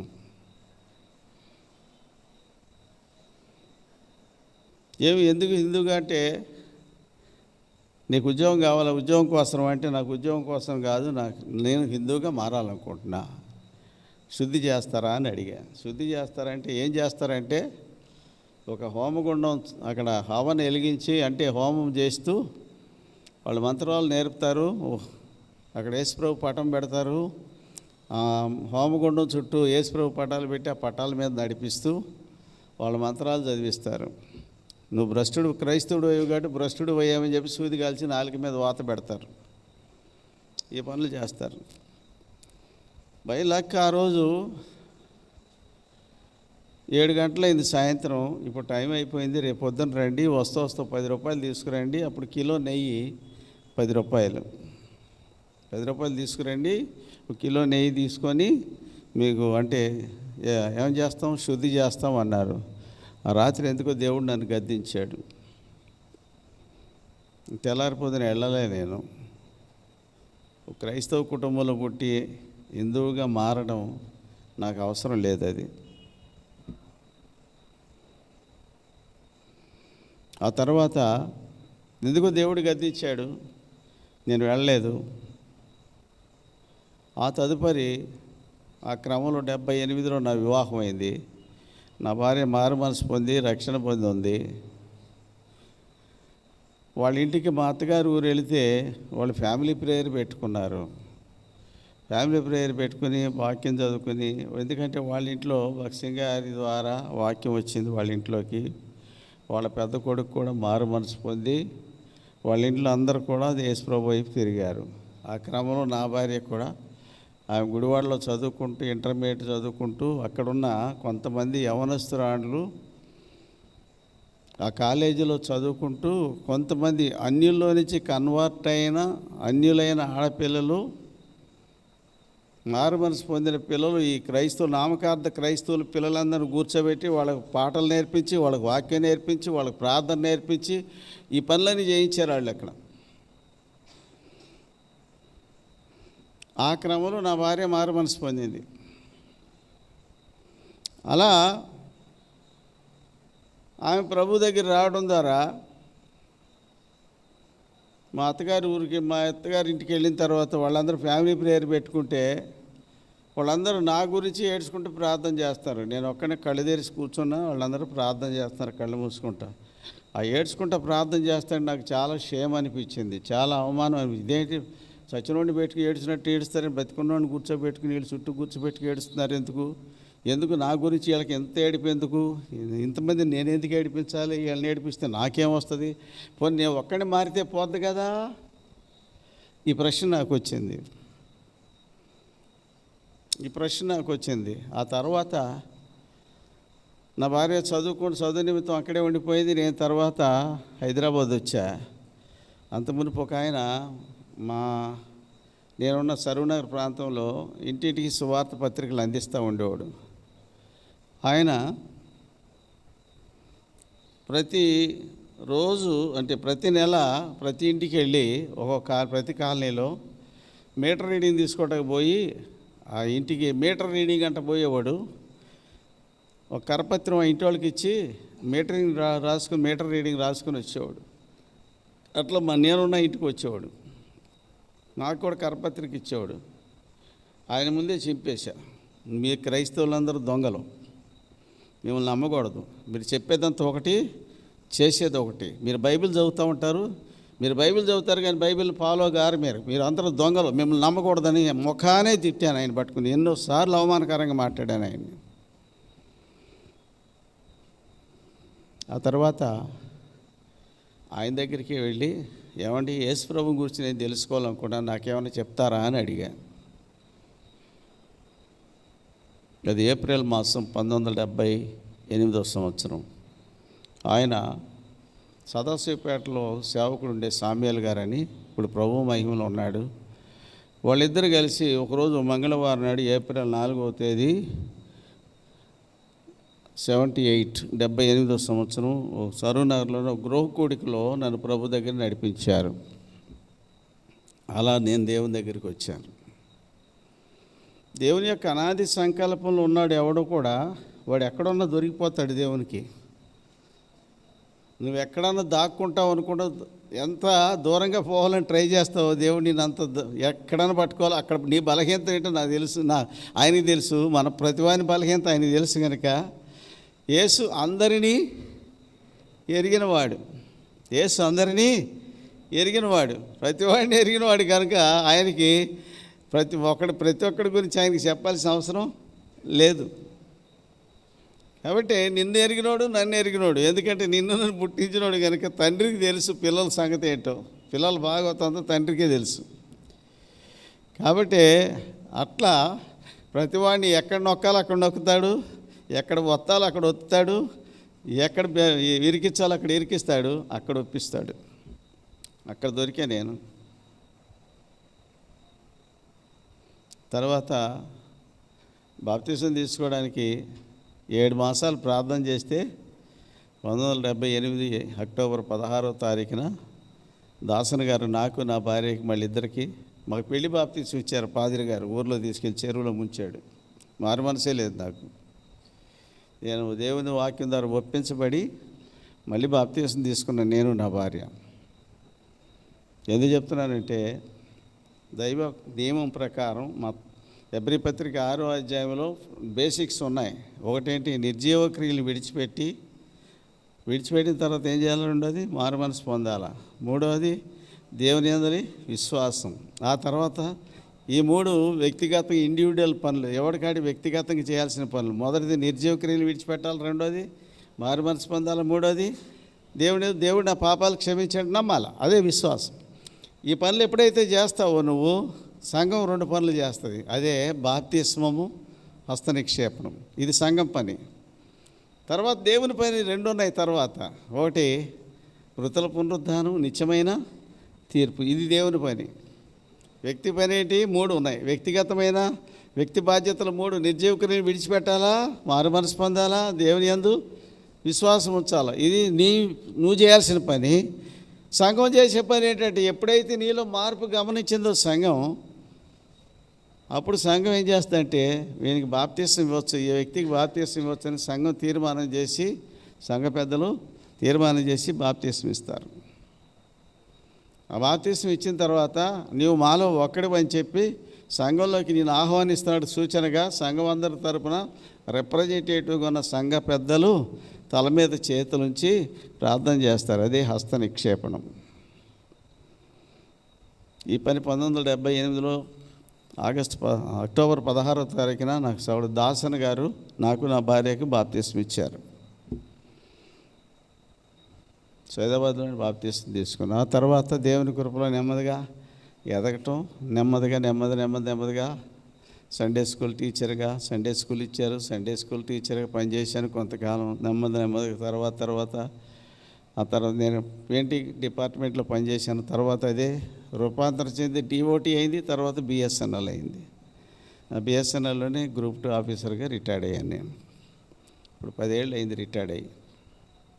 ఎందుకు చెప్తున్నానంటే దేవుని యొక్క ఉద్దేశాలు మనకు అర్థం కావు, దేవుని ఉద్దేశాలు సంకల్పాలు మనకి తెలియవు. కనుక ప్రియమైన వాళ్ళారా, ఈ విషయాలు మనం జ్ఞాపకం చేసుకుందాం. యేసు ప్రభు ఎవరు? What is the prehistory of the Jesus? Yesu యొక్క పూర్వ వృత్తాంతం ఏంటి? ఆయన ఎక్కడి నుంచి వచ్చాడు? From where he came? ఆయన ఎక్కడి నుంచి వచ్చాడు? With what purpose? అంటే ఏ ఉద్దేశంతో వచ్చాడు? ఎందుకు వచ్చాడు? ఎక్కడి నుంచి వచ్చాడు? ఆయన ఎక్కడి నుంచి వచ్చాడు? ఆయన ఎక్కడుండేవాడు? ఆయన ఏం చేసేవాడు? ఈ ప్రశ్నలన్నీ రావాలి మనకి. ఈ ప్రశ్నలన్నీ రావాలి. ఆయన అసలు ఎక్కడున్నాడు? ఇంతకు మునుపు రాకమునుపు ఆయన ఎవరు? ఈ ప్రశ్నలు ఎప్పుడైనా వచ్చినాయా మనకి? యేసుప్రభు వచ్చాడు 2000 సంవత్సరాల క్రితమే. అంతకు మునుపు ఎక్కడున్నాడు ఆయన? యోహాను సువార్త 1వ అధ్యాయం 1వ వచనం ఏముంది? ఆది యందు వాక్యము ఉండెను, వాక్యము దేవుని యొద్ద ఉండెను, వాక్యము దేవుడై ఉండెను. అక్కడ వాక్యమైన చోట యేసు అని పెట్టి చదవండి, మీకు అర్థమవుద్ది. ఆది యందు యేసు ఉండెను, యేసు దేవుని యొద్ద ఉండెను, యేసు దేవుడై ఉండెను. కలిగి ఉన్నది ఏదియు యేసు లేకుండా కలగలేదు. సమస్తము ఆయన ద్వారా ఆయన మూలముగా కలిగాను. యేసు లేకుండా ఏది కలగలే. అందుకని కొలసీ పత్రిక మొదటి అధ్యాయం 15 వచనంలో ఏముంది? అన్నిటిలో ఆయన కలిగిన నిమిత్తం ఆయన అన్నిటికీ ఆది సంభూతుడు. సంభూతుడు అంటే ముందున్నవాడు, అన్నిటికంటే ముందు పుట్టినవాడిని సంభూతుడు అంటారు. ఆది సంభూతుడు అంటే మొత్తం పుట్టినవాడిని ఆది సంభూతుడు. అట్లాగే మృతుల్లో నుంచి పునరుద్ధారణే తిరిగి లేచుడు ద్వారా ఇంకో మాట అక్కడే వాడాడు. కొలసీ పత్రిక మొదటి అధ్యాయంలో చూడండి 18 వచనంలో, సంఘమును శరీరముకు ఆయనే శిరస్సు, ఆయనకు అన్నిట్లో ప్రాముఖ్యం కలిగిన నిమిత్తం ఆయన ఆది అయ్యుండి మృతుల్లో నుండి లేచుట్లో ఆది సంభూతుడు. మృతుల్లో నుండి లేచుట్లో ఆది సంభూతుడు అంటే దీని అర్థం ఏంటి? ఏమండి? సమస్తానికి ముందున్నవాడు ఆయనే, అది ఓకే. మరి మృతుల్లోంచి లేచుట్లో ఆది సంభూతుడు అంటే ఏంటి? సమాధుల దొడ్లో ఉన్న సమాధులు, ఈ ప్రపంచంలో ఉన్న సమాధులన్నీ మూయబడి ఉన్నాయి, ఆయన ఒక్కడే సమాధిలోంచి బయటకు వచ్చాడు. ఆయన ఆది సంభూతుడు అంటే సమాధిలోంచి మొట్టమొదటి బయటకు వచ్చినవాడు ఆయనకి. అందుకని ఈ 2 మాటలు దీని కొరకు వాడాడు. ఒకటి సృష్టికి మొత్తానికి ఆది సంభూతుడు, రెండోది మృతులోంచి తిరిగి లేచిన వారిలో కూడా ఆయనే మొదటివాడు. అర్థమైందండి? ప్రపంచాన్ని బయటికి వెళ్ళి అడగండి, అయ్యా చచ్చిన తర్వాత మనిషికి ఏం జరుగుద్ది అంటే పంతులు గారు ఏమంటాడు? నువ్వు చచ్చిన తర్వాత నువ్వు పుణ్యకార్యాలు చేస్తే నీకు సద్గతి ప్రాప్తిస్తుంది, ఉత్తమ జన్మ ప్రాప్తిస్తుంది మరు జన్మలో అంటాడు. పూర్వజన్మ సిద్ధాంతం చేస్తాడు, కానీ ఆ జన్మ ఏంటో చెప్పడం. ఉత్తమ జన్మ అంటే బ్రాహ్మణ జన్మే అంటాడు. అదేమంటే చెడ్డ పనులు చేస్తే చండాలపు జన్మ అంటే నువ్వు చండాలుడిగా పుడతావు. వాళ్ళ అంటే పంచమ ఏముంది? వాళ్ళకు ఒక సిద్ధాంతం ఉంది. బ్రాహ్మణుడేమో తల నుండి పుట్టాడు, క్షత్రియుడేమో భుజాల నుంచి, క్షత్రియుడేమో భుజాల్లోంచి పుట్టాడు, రొమ్ము భుజాల్లోంచి, కడుపులోంచి ఉదరంలోంచేమో వైశ్యుడు పుట్టాడు, మోకాళ్ళలోంచి శూద్రుడు పుట్టాడు, అతి శూద్రుడు పాదాల్లోంచి పుట్టాడని పంచం. అంటే ఇదొకటి తీసుకొచ్చారు మనుధర్మ సిద్ధాంతాన్ని. ఇదంతా బోగస్. బైబిల్ ఏం చెప్తుంది? ఆది యందు వాక్యము నేను, వాక్యము దేవుని యొద్దకు నేను, వాక్యము దేవుడయ్యను. ఆ వాక్యము శరీరధారి అయి కృపాసత్య సంపూర్ణుడిగా మన మధ్య నివసించను. ఆ వాక్యము, ఆ యేసు శరీరం అంటే మనుషుల మధ్యలో జీవించాలంటే ఆయనకు ఒక శరీరం కావాలి. అందుకే 40వ కీర్తనలో 5వ వచనం, నీవు నాకొక శరీరమును, 6-7 వచనాలు, నీవు నాకు ఒక శరీరమును అమర్చితివి అన్నాడు. అంటే ప్రతి ఆత్మ ఒక ఇంటిని లేక ఒక దేహాన్ని ఆసరాగా చేసుకుని ఈ భూమి మీద బ్రతకాలంటే దానికి ఒక ఇల్లు అవసరం. ఆ ఇల్లే శరీరం. అందుకని యేసుప్రభు వారికి కూడా ఒక శరీరాన్ని దేవుడు అమర్చాడట. సో కాబట్టి నీవు నాకు ఒక శరీరాన్ని అమర్చావు అన్నాడు యేసుప్రభు వారు. ప్రతి మనిషికి నా ఆత్మ ఉండటానికి ఇదొక ఇల్లు. అందుకే ఈ దేహం ఏముందంటే పుట్టినప్పుడు ఒకలాగా ఉంటుంది, కాలవశంలో పెరిగినప్పుడు 20 ఏళ్ళప్పుడు ఒకలాగా ఉంటుంది, 25 ఏళ్ళ వరకు అది పెరుగుతూ ఉంటుంది. అక్కడి నుంచి స్టేబుల్ శాచురేషన్కి వస్తుంది. అక్కడి నుంచి అడ్డంగా నిలువుగా పెరగదు. ఇంకా అడ్డంగా ముందుకో వెనకో లావటం అటో ఇటు జరుగుద్ది. ఇటు పుట్ట వస్తుంది, అటు గూనె వస్తుంది, ఏదో జరుగుతుంది వాడికి. ఆ తర్వాత 40లోకి వస్తాడు. 40లోకి వచ్చేసరికి గ్రే హెయిర్ వస్తుంది, అన్నీ వస్తాయి. తర్వాత 50 దాటిన తర్వాత 60కి వచ్చేస్తాడు, రిటైర్మెంట్ వస్తుంది. కళ్ళు కనపడు, పళ్ళు ఊడిపోతాయి, మోకాళ్ళు కూర్చుంటలేకలేడు, లేస్తే కూర్చోలేడు, బీపీ షుగర్ నానా రోగాలు. సో అంటే ఇన్ని విధాలుగా పరివర్తన చెందుతూ పోతుంది ఈ శరీరం. అందుకే అంటే ఇది ఏమిటంటే శిథిలావస్థలోకి వెళ్ళిపోద్ది. ఓ ఫైన్ డే దేవుడు పిలుస్తాడు, నువ్వు మట్టి నుండి తీయబడితే కనుక నువ్వు మంటిలోకి వెళ్ళాలి. దట్ ఈస్ ది నియమం, that is the principle made by God. దేవుడు ఏర్పాటు చేసిన నియమం ప్రకారం మనుషుడు అనేది మంటికి వెళ్ళిపోవాలి. దేవుడు ఏర్పాటు చేసిన నియమం ఇది. ఈ నియమం ప్రకారమే మానవ శరీరం, మానవ యొక్క లైఫ్ అనేది జరుగుతూ ఉంది. ఇది బిబ్లికల్ ప్రిన్సిపల్. ఈ సత్యాన్ని ప్రతి ఒక్కళ్ళు ఎరగాల. ఈ సత్యాన్ని పక్కన పెట్టి ఏమేమో చెప్పుకుంటాం మన కథలో. నువ్వు మారు మనసు పొందాలి, నువ్వు మారు మనసు పొందాలి. ఎందుకు పొందాలయ్యా మారు మనసు అంటే, దేవుడు నిన్ను పంపించాడు ఈ పని మీద, ఒక పని మీద, స్పెషల్ పర్పస్ మీద పంపించాడు. ఆ పని పూర్తి అయిపోగానే when the work is done, అప్పుడు దేవుడు పిలుస్తాడు, నరులారా తిరిగి రండి, నరులారా తిరిగి రండి. You have to stand before the creator one day. You have to give account for so many things you have done from through your body.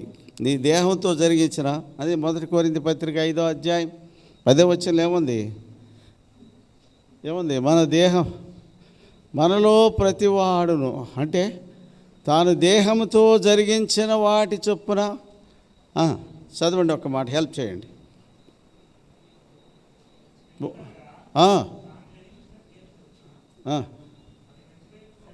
మంచివైనా సరే చెడ్డవైనా సరే దేహంతో జరిగించిన వాటి ఫలము ప్రతివాడు పొందినట్లు మనమందరము క్రీస్తు న్యాయపీఠం ఎదుట ప్రత్యక్షము కావాలను. క్రీస్తు న్యాయపీఠము ఇది ఎక్కడుంది అంటే మధ్యాకాశంలో 7 ఏళ్ల శ్రమకాలంలో when the church is raptured, సంఘం ఎత్తబడినప్పుడు మధ్యాకాశంలో 7 సంవత్సరాల తీర్పు జరుగుద్ది. అదే దానియేలు 70వ వారం. దానియేలు 70వ వారం. ఇప్పుడు 69 వారాలు జరిగిపోయింది దానియేలు కథ. 70వ వారం జరగబోతుంది. ఇప్పుడు 69కి 70వ వారానికి మధ్యలో మనం ఉన్నాము. ఆ 70వ వారం అంటే 7 సంవత్సరాలు. ఆ 70వ వారం భూమి మీద 7 సంవత్సరాల శ్రమకాలం. అదే 7 సంవత్సరాలు సంఘం ఎత్తబడిన తర్వాత మధ్యాకాశంలో ఉంటుంది. విశ్వాసులు పనులు తీర్పులు జరుగుతాయి. దేహంతో జరిగించిన వాటి ఫలం మనలో ప్రతివాడు పొందినట్లు మనమందరం క్రీస్తు న్యాయపీఠం ఎదుట ప్రత్యక్షము కావాలను. You have to give account for whatever you have done through your body. దేవుని వాక్యం చెప్తున్న సత్యం అండి.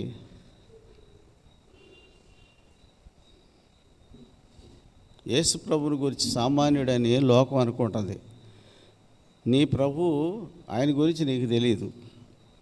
ఆయన ఎవరు?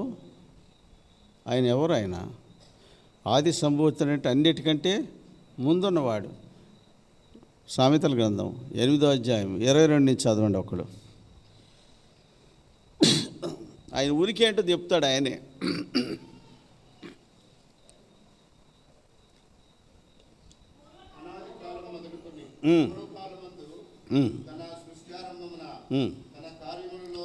తన కార్యములలో ప్రథమమైన దానిగా యెహోవా నన్ను అనే పదం ఎవరికి వర్తిస్తుంది ఇక్కడ? యేసుప్రభు వారికి.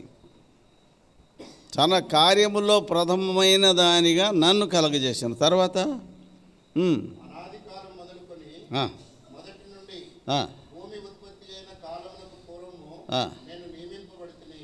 ఎప్పుడున్నాడు ఈయన?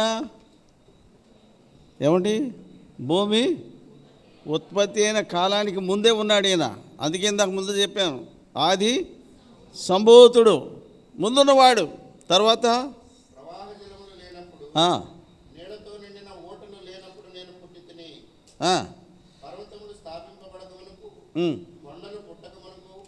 భూమిని దాని మైదానములను ఆయన చేయకమునకు నేల మట్టిని రవంతయు సృష్టింపకమునకు నేను పుట్టితిని.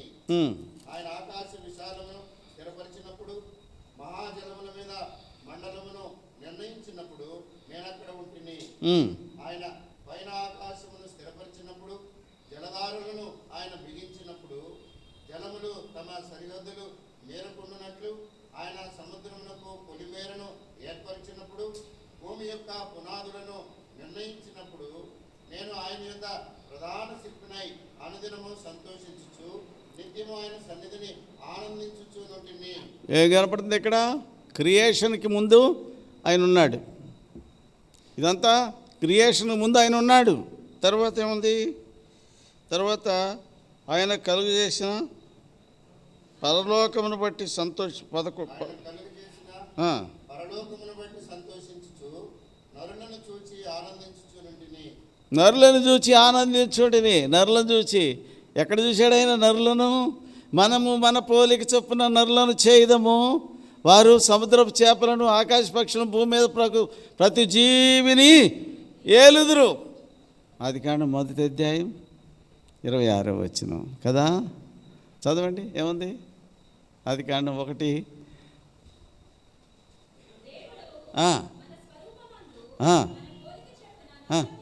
నరులను చేయదుము. ఇక్కడేముంది? ఆయన కలిగజేసిన నరులను బట్టి నేను ఏం చేస్తున్నాడు? ఆయన సంతోషిస్తున్నా అన్నాడు. ఇక్కడేముంది అంటే నరులను కలిగజేసినప్పుడు ఎవరున్నారు ఇక్కడ? మనము అంటే తండ్రి అయిన దేవుడు ఉన్నాడు, కుమారుడు అయిన దేవుడు ఉన్నాడు, పరిశుద్ధాత్మ దేవుడు ఉన్నాడు. నిన్ను నన్ను సృష్టించిన ఆ సృష్టి అప్పుడు దేవుడు ఉన్నాడు.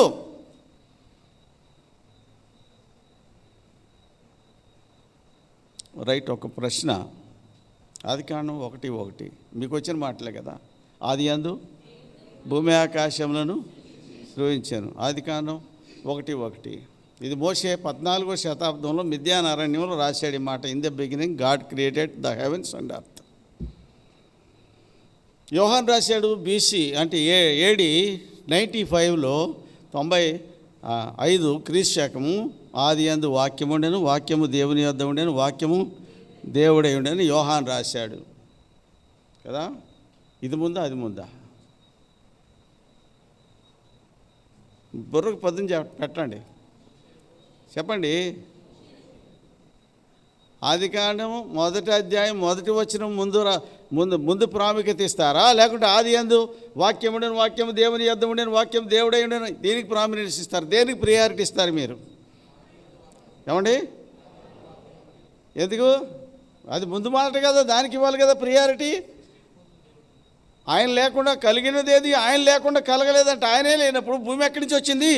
ఆకాశం ఎక్కడి నుంచి వచ్చింది? సముద్రం ఎక్కడి నుంచి వచ్చింది? ఆయనే లేనప్పుడు. కాబట్టి ప్రయారిటీ దేనికి ఇవ్వాలి మనం? ఏమండి? యోహాను 1:1కే ఇవ్వాల. ఈ 2 ఇలా ఉండగా మధ్యలో 3 ఇంకోటి వచ్చి చేరింది అక్కడ. ఎఫెసీ పత్రిక 1వ అధ్యాయము 4వ వచనం.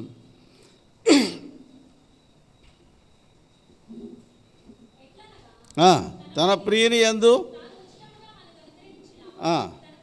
తన కృపామహిమకు కీర్తి కలుగునట్లు దయా సంకల్పం చొప్పున స్వీకరించవల్లని ముందుగా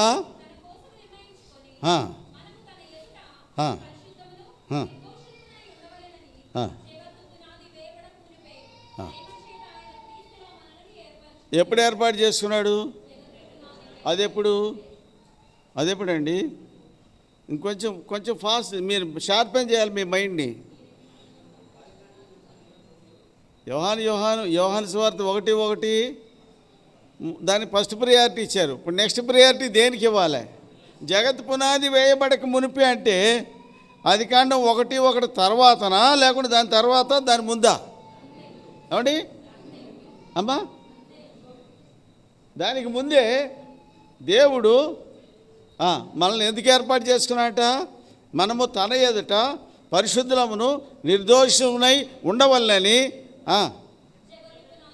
ఇంకా పరిశుద్ధులు ఎప్పుడు అవుతామంటే యేసుక్రీస్తు ద్వారా తనకు కుమారులనుగా స్వీకరించుటకై. నేను నన్ను కుమారులుగా స్వీకరించడానికంటే దేవునికి పిల్లలు లేరా? ఆదాం కుమారుడే. యేసుప్రభు కూడా యేసుప్రభు గురించి ఏం చెప్పాడు తండ్రి? ఈయన ఆదాం కుమారుడే కానీ యేసుప్రభు ప్రియమైన కుమారుడు అండి. అబ్రాహాంకి 2 కుమారులు ఉన్నారు కదా. ఇస్మాయిల్ ఉన్నాడు, ఇస్సాకు ఉన్నాడు. ఇస్మాయిల్ కుమారుడే కానీ ఇస్సాకే ప్రియమైన కుమారుడు. ఇస్సాకు 2 కొడుకులు ఉన్నారు, యాకోబు ఏశావులు. యాకోబు ప్రియమైన కుమారుడు, ఏశావు కుమారుడే. యాకోబు 12 మంది కొడుకులు ఉన్నారు, 11 మంది కుమారులే కానీ యేసోబే ప్రియమైన కుమారుడు. ప్రియమైన కుమారుడి పార్ట్ వేరు, ప్రియమైన కుమారుడి యొక్క హోదా వేరు. అర్థమవుతుందా? ప్రియమైన కుమారుని యొక్క హోదా వేరు. కుమారుడు అందరు కుమారులే కానీ ప్రియమైన కుమారులు వేరే ఉన్నారు. ప్రియమైన కుమారుడికి యాకోబు పంపకం చేసినప్పుడు, ఆస్తిలో పంపకం చేసినప్పుడు, ఈ అమోరీయుల యొద్ద నా కత్తితో వీటితో నేను సంపాదించుకున్నా, నీకు ఒక పాలు ఎక్కువ ఇస్తున్నాను యోసేపుకి ఇచ్చాడు, రూబేన్కి ఇచ్చాడా? అదే సమరయ స్త్రీ యేసు ప్రభును కలుసుకున్న భూభాగం యోసేపు బావి, యాకోబు బావి. అదే ఆ బావి యాకోబు అమోరీయుల దగ్గర కత్తితో వాళ్ళ దగ్గర గెలుచుకొని ఆ భూభాగాన్ని ఎవరికి ఇచ్చాడు? యోసేపుకి ఇచ్చాడు. అర్థమవుతుందా? అంటే ఎందుకు ఇచ్చాడు అంటే ఆయన ప్రియమైన కుమారుడు కనుక కుమారులందరికంటే ఎక్కువ భాగాన్ని ఆయనకి ఇచ్చాడు. వాస్తవంగా దీనంతటికీ ఆదాము అర్హుడే, కానీ ఆదాము తన యొక్క కుమారత్వానికి దానికి అపవిత్రత ఆపాదించాడు. కాబట్టి అతడు కుమారుడే కానీ ప్రియమైన కుమారుడు కాలేదు. ప్రియమైన కుమారుడు కాలేదు. మనం ఎక్కడున్నాం? ఎఫెసీ 1 దగ్గర ఆగాం. ఇప్పుడు చెప్పండి, ఇప్పుడు ఫస్ట్ ప్రియారిటీ దేనికి ఇచ్చారు ఇందాక మీరు? యోహాను 1:1. ఇప్పుడు నెక్స్ట్ ప్రియారిటీ దేనికి ఇవ్వాలా? ఎఫెసీ 1:4కి. ఎందుకు ఇవ్వాలా? మనము తన ఎదుట పరిశుద్ధులమును నిర్దోషమై ఉండవాలని ఉండాలంటే యేసుక్రీస్తు ద్వారా నీవు నేను ఆయనకి కుమారులుగా కుమార్తెలుగా స్వీకరించబడాలంటే ఆయన రక్తం ద్వారా నీవు నేను ఆయన కుమారులుగా కుమార్తెలుగా చేయబడాలి. ఆయన రక్తం రావాలంటే ఆయన సిలువ వేయబడాలి, ఆయన చంపబడితేనే ఆ రక్తం ద్వారానే నీకు నాకు పాప క్షమాపణ కదా. మనకు అర్థమవుతాయా దేవుని యొక్క సంకల్పాలు? ఈ సంకల్పం ఏర్పాటు ఎప్పుడు వేసాడు? ఈ ప్రణాళిక ఎప్పుడు వేసాడండి? మనం పుట్టామా? మన పితరులు పుట్టారా? భూమికి జగత్తుకు పునాది వేయబడక మునిపే ప్రేమ చేత క్రీస్తులో మనలను ఏర్పరచుకున్నాం. ఈ హైదరాబాద్ మహాపట్నంలో సీఎం గారు ఉన్నాడా లేదా? ఇక్కడ ఉన్నాడా లేదా? ఏమండి, మనందరికంటే పెద్దోడు కదా, ఈజ్ రూలర్ కదా. ఈ హైదరాబాద్ తెలంగాణకు రూలర్ కదా ఆయన. గవర్నర్ గారు ఉన్నది కదా, first citizen of the state. Telangana స్టేట్కి ఫస్ట్ సిటిజన్ ఉన్నాడు కదా. అలాగే చీఫ్ జస్టిస్ ఆఫ్ హైకోర్టు ఉన్నాడు కదా, ఆయన మనందరికంటే పెద్దోడే కదా. వీళ్ళంతా డీజీపీ గారు పోలీస్ బాస్ ఉన్నాడు కదా, ఆయన మనకంటే పెద్దోడు కదా. అవునే కదా? వీళ్ళందరూ పెద్దోడే మనకంటే. అవునే కదా? వాళ్ళందరితో పోలిస్తే మనం అనామకులు, వాళ్ళ దగ్గరికి వెళ్ళడానికి కూడా మనకు అపాయింట్మెంట్ దొరకదు మనకి. వీళ్ళందరికీ మనకంటే చాలా పెద్దోళ్ళు. సిపి గారు ఉన్నాడు, కమిషనర్ ఆఫ్ పోలీస్. అవునా? సిటీ శాంతి లా అండ్ ఆర్డర్కి చీఫ్ ఆయన. ఇట్లా పెద్ద పెద్దోళ్ళు అందరూ ఈ సిటీలో ఉన్నారండి. వాళ్ళు ఎవడన్నా ఇక్కడ ఉన్నారా? చెప్పరే, ఎందుకు లేరు? మరి నువ్వెందుకున్నావు? నీకు ఉన్నదేంటి, వాళ్ళకి లేనిదేంటి? చెప్పండి. Because you are in the plan of God. ఈ సంగతి నీకు ఎప్పుడన్నా అర్థమైందా? సాంబార్లో ఉప్పు లేకపోతే కొట్లాడతావు, అన్నం సరిగ్గా ఉడకపోతే కొట్లాడతావు. ఏమండి, లవ్ ఫీస్ట్ పెడితే ఒక చికెన్ ముక్క ఒకటే ముక్క వేసాడు నాకని చెప్పేసి దానికి కొట్లాడతావు. లేకుంటే అసలు నువ్వు పొయ్యి కాడికి వెళ్ళి కట్టెలు ఎగదోసేదే తెలియదు నీకు. కాస్త సాంబార్లు ఉప్పు తక్కువైందంటే ఏమంటావు నువ్వు? ఇవాళ సాంబార్ కాసింది ఎవడు, వాడి కొల్లు దగ్గర లేదా అంటావు. అవునా కదా? మరి ఇన్ని పేర్లు పెడతావు. What is your part, what is your role in the God's house అంటే ఏమన్నా జవాబు ఉందా నీ దగ్గర? ఎక్కడ ఉండాల్సిన వాడు మనం? మన అడ్రస్ ఏంటి? కేరా ఫుట్పాత్ మీద ఉన్న వాళ్ళందరినీ తీసుకొచ్చి ఇక్కడ పెట్టాడు దేవుడు కదా. గన్లైన వాళ్ళు గొప్ప వాళ్ళందరూ ఇక్కడ ఎవరు లేరు. Because they rejected the eternal plan of God. పరిసయ్యులు శాస్త్రులట ఏం చేశారు? లూకాసు వార్త 7:30 దేవుని యొక్క సంకల్పాన్ని వారు పరిసయ్యులు శాస్త్రులట మారు మనసు పొందగోరి తమ విషయమైన దేవుని సంకల్పాన్ని ఏం చేశారు? నిరాకరించారు. They rejected the plan of God. అందుకే వాళ్ళు ఇక్కడ లేరు. మనం ఎందుకున్నామంటే మన మంచితనాన్ని బట్టి కాదు. అర్థమవుతుందా? మన మంచితనాన్ని బట్టి కాదండి. దేవుని యొక్క అనాది కాల సంకల్పంలో కలిగిన ఏర్పాటును అనుసరించి యేసుక్రీస్తు ద్వారా నిన్ను నన్ను దేవుడు తనకు కుమారులుగా కుమార్తెలుగా స్వీకరించటానికి ఒక ప్రణాళిక వేశాడు. ఆ ప్రణాళిక ఎప్పుడు వేశాడంటే యోహాను సువార్త 1:1 తరువాత ఆదికాండం 1:1కి ముందు ఈ మధ్యలో ఒక ప్రణాళిక వేశాడు. ఆ ప్రణాళికలో భాగమే యేసు ప్రభు భూమి మీదకి మనుష్యుడిగా వచ్చాడు.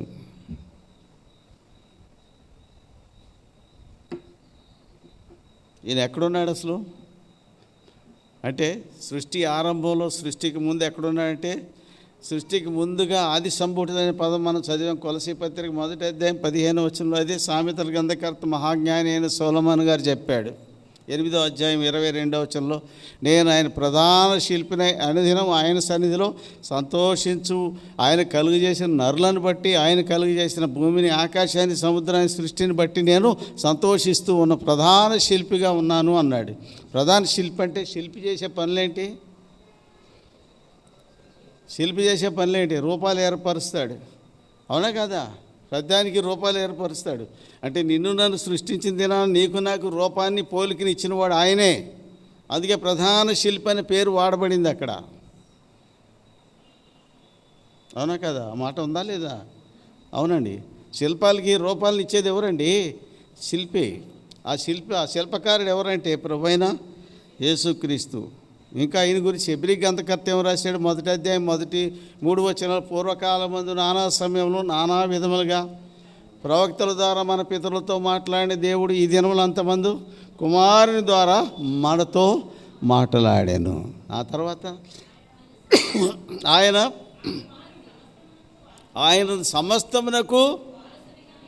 సమస్తానికి వారసుడు. వారసుడు అంటే ఆ పదం ఎప్పుడు వస్తుందంటే లీగల్ హయ్యర్. సమస్తానికి వారసుడు. నేనున్నానండి, నేనైతే కొంత ఆస్తి సంపాదించి పెట్టాను, రేపు నేను సడన్గా చనిపోతే నా ఆస్తి ఎవరికి వెళ్ళద్దు? ఎవరికి దారిపోయి దానికి చల్లదు. ఎవరికి వెళ్ళద్ది?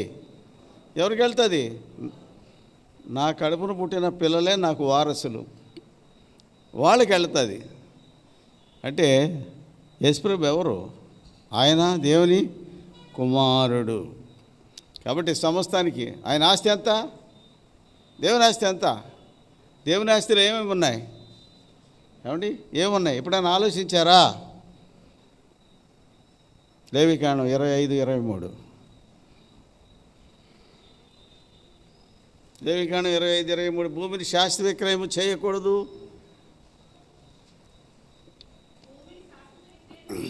ఆ భూమి ఎవరిది? భూమి ఎవరిదండి? ఎవరు చెప్పారు ఈ మాట? దేవుడే చెప్పాడు, భూమి నాదే. 95వ కీర్తన 5వ వచనం. 95వ కీర్తన 5వ వచనం. సముద్రం ఎవరిది? ఆయనదే. సముద్రము, భూమి ఎవరిది? ఆయనదే. సముద్రం ఎవరిది? ఆయనదే. తర్వాత 89వ కీర్తన 11వ వచనం.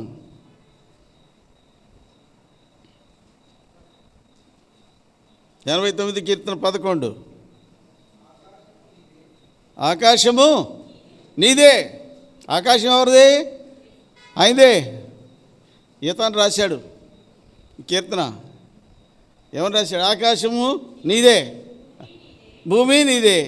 8వ కీర్తన 3వ వచనం. నీ చేతి పని అయినా, ఆ మాట జాగ్రత్తగా గమనించండి. నీ చేతి పని అయినా నీ ఆకాశం. ఆకాశం కాదు, నీ అనే పదం ఒకటి ఉంది అక్కడ. నీది, ఆకాశం నీది. ఏమండి, మన కంటికి కనపడే వాటిలో 3 ఉన్నాయి. ఒకటి భూమి, ఆకాశం, సముద్రం. 3 కదా ఉన్నది. ఇంకా 50వ కీర్తన 11వ వచనం.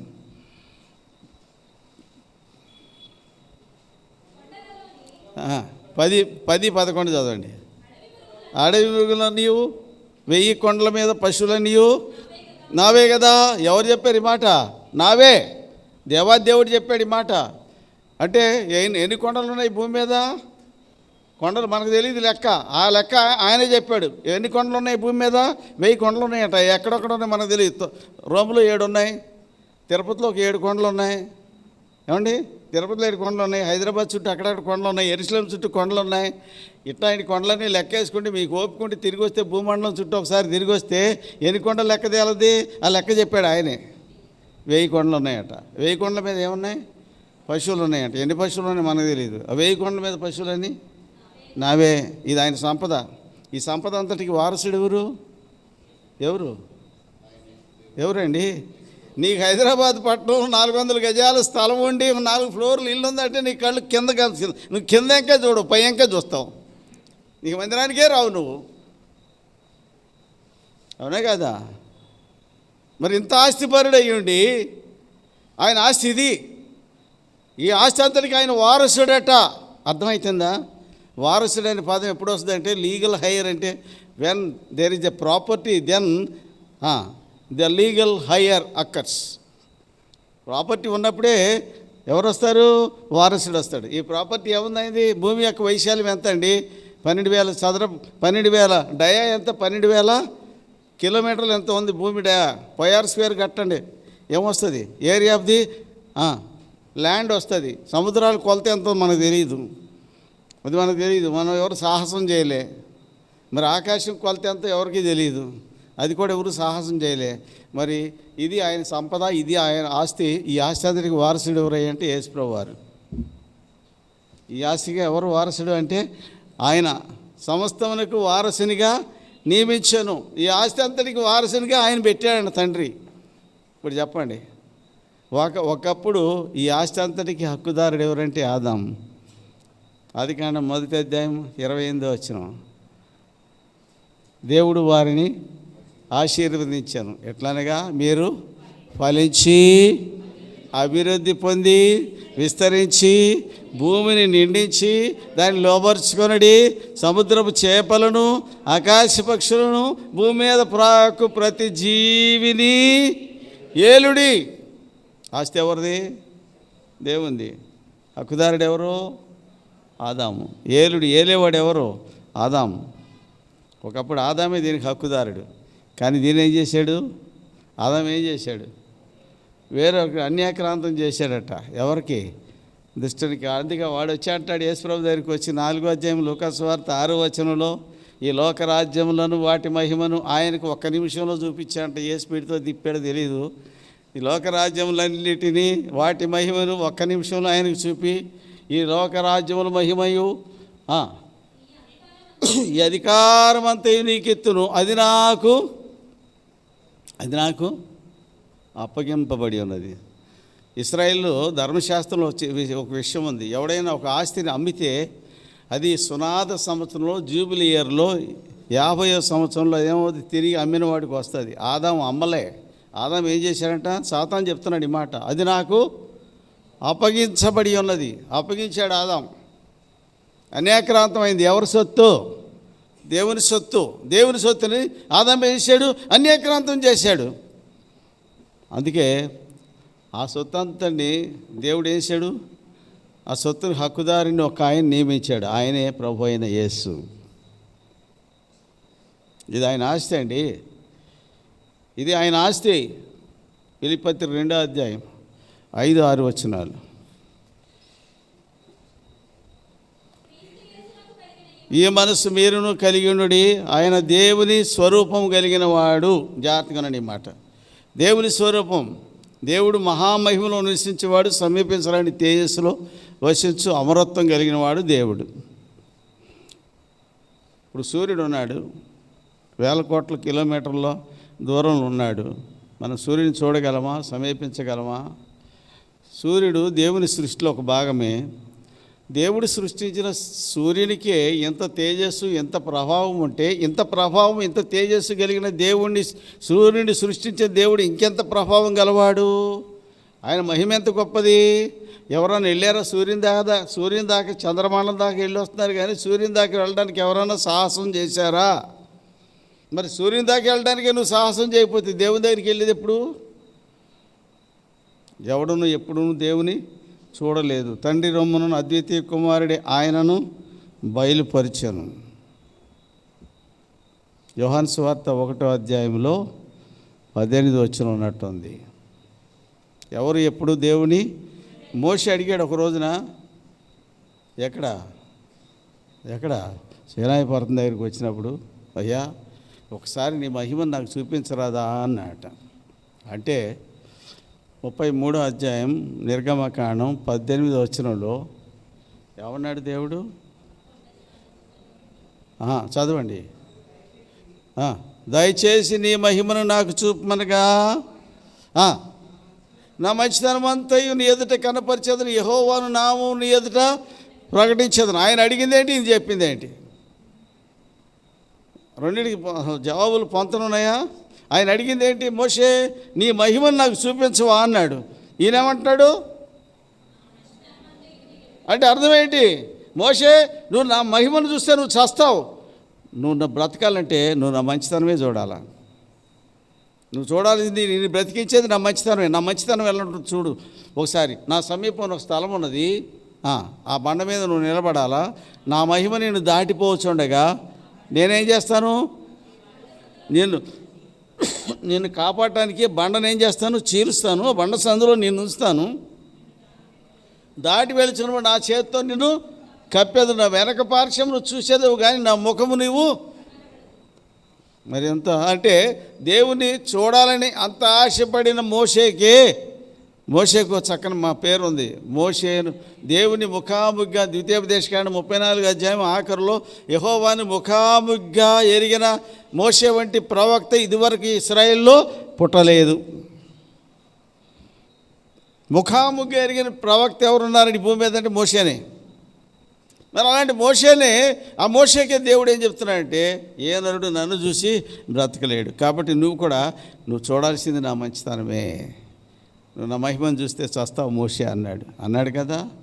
అదే ప్రియమైన వాళ్ళ అంత మహిమ గల దేవుడు ఈ భూమి మీదకి వస్తే భూమండలం ఆగుతుందా? అందుకే ఆ భూమండలం మీదకి ఎట్లా వచ్చినాడంటే అదే ఫిలిప్పీ పత్రిక 2వ అధ్యాయము.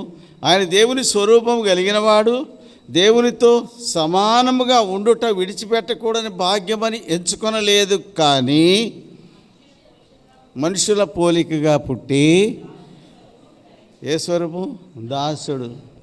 దాసుని స్వరూపం. రేపు పొద్దున చూద్దాం దాసుని స్వరూపం. దాసుడు ఎట్లుంటాడు? దాసుని స్వరూపం ధరించుకొని రిక్తునిగా చేసుకొని మరియు ఆయన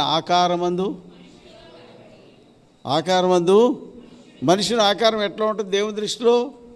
యోబు రాశాడు. యోబు గ్రంథంలో 25వ అధ్యాయము 5-6 వచనాలు. ఆయన దృష్టికి చంద్రుడు కాంతి గలవాడు కాడు, నక్షత్రములు పవిత్రములు కావు, మరి నిశ్చయముగా పురుగు వంటి నరుడు మరి నిశ్చయముగా అపవిత్రుడు కదా. ఎట్లాంటి వాడు మనుషుడు? ఒక ఒంగడు పురుగు నీ పక్క వచ్చింది అనుకోండి, ఆడపిల్ల అయితే ఏం చేస్తారు? దాన్ని చేతరించుకుని లేచి పక్కకి వెళ్ళిపోతారు. చూస్తేనే వాళ్ళు కంపరం పుడుతుంది. నన్ను చూస్తే దేవునికి కూడా వాళ్ళు కంపరం పుడుతుంది. ఎందుకంటే బికాజ్ నేను కూడా పురుగు లాంటి వాళ్ళమే. పురుగు వంటి నరుడు, ఆ పదం వాడాడు అక్కడ. పురుగు వంటి నరుడు మరి నిశ్చయముగా అపవిత్రుడు కదా. ఇప్పుడు ఎట్లా వచ్చినాడు యేసు ప్రభు? ఆకారమందు మనుషుడిగా పుట్టి. ఆ మనుషుడు ఎట్లాంటి వాడు? పురుగు లాంటి వాడు. ఆ మనుషుడికి ఉన్న లక్షణం ఏంటి? 15 యోబు 15:16 వచనాలు. యోబు గ్రంథం 15వ అధ్యాయం 15-16 వచనాలు.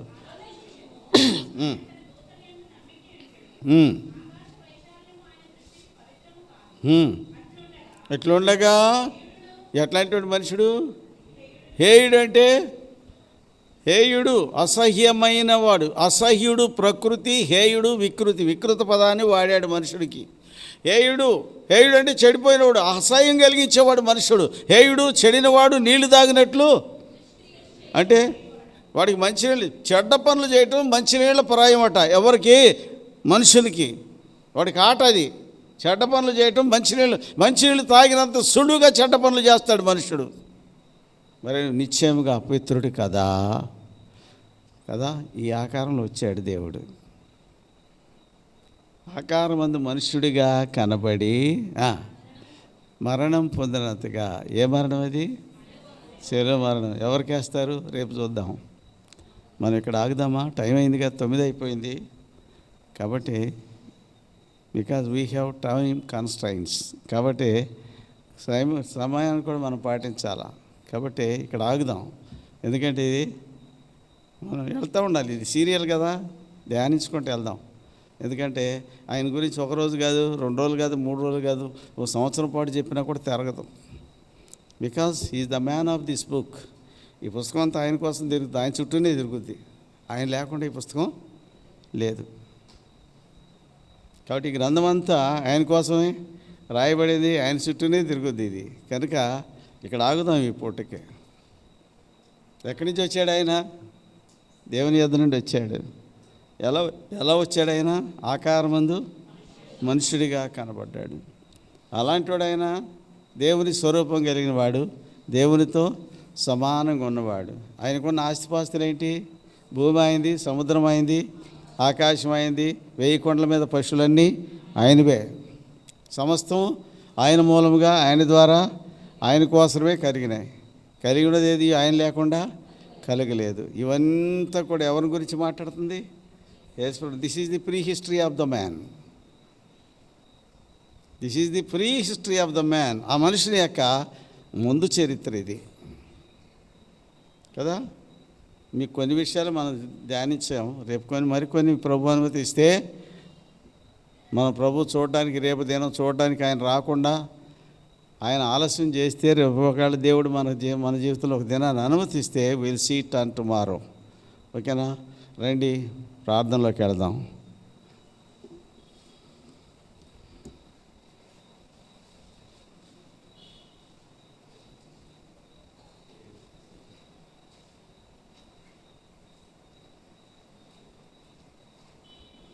ప్రార్థన.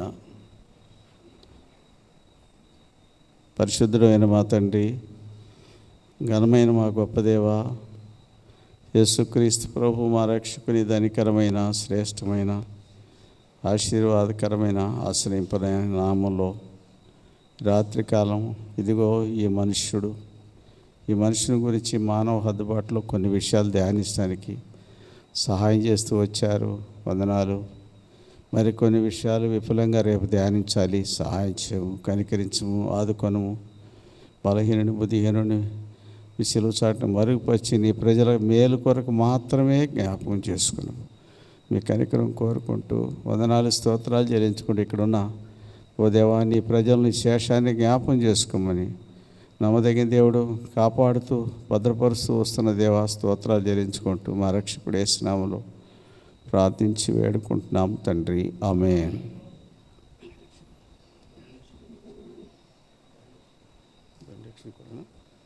ప్రకటనలు ఏమైనా ఉన్నాయా?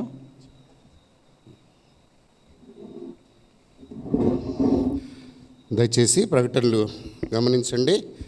రేపు ఉదయకాలం 10 గంటల నుంచి 1 గంట వరకు మనం బైబిల్ పఠనాన్ని కలిగి ఉంటాం. మీరందరూ కూడా ప్రేమపూర్వకంగా ఎల్బేతేల్ సంఘపక్షాన ఆహ్వానించబడుతుంటున్నారు. చిన్న ప్రకటన అండి. దయచేసి ముందు గేటు ఇటువైపు వెహికల్స్ పెట్టిన వారు ఎవరైనా మరి అక్కడెవరు సమావేశం కాకండి. మరి అక్కడ వాళ్ళు నిమజ్జనానికి ఏర్పాట్లు చేస్తున్నారు. గేటు ముందు ఎవరు కూడా గ్రూప్స్గా నిలబడ్డం కానీ మరి కలిసి ఉండొద్దు. మీ వెహికల్స్ తీసుకొని భోజనానంతరము వెళ్ళిపోవాలని మనవి చేస్తూ ఉంటున్నాం. మనం వెనక గేటు వైపు కూడా మరి కొన్ని వెహికల్స్ పార్క్ చేసుకోవచ్చు. ఈ విషయంలో సహోదరులు మిమ్మల్ని గైడ్ చేసిన రీతిగా దయచేసి వెహికల్స్ పార్క్ చేయాలని మనవి. భోజనము ఇదే ఫ్లోర్లో వడ్డించబడుతుంది. సహోదరులు బెనడిక్షన్ వెంటనే ఈ యొక్క స్థలాన్ని భోజనం వడ్డించడం కొరకై సిద్ధపరుస్తారు.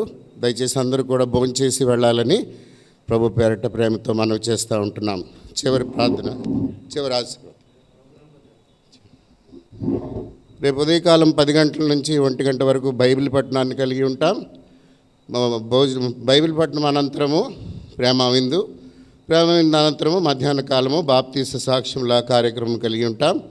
సాయంత్రం మరలా 6:30 గంటలకు ప్రత్యేక కూడి కొరకై మన యొక్క థీమ్ అంశం మీద మరలా మనం చేరి వస్తాం.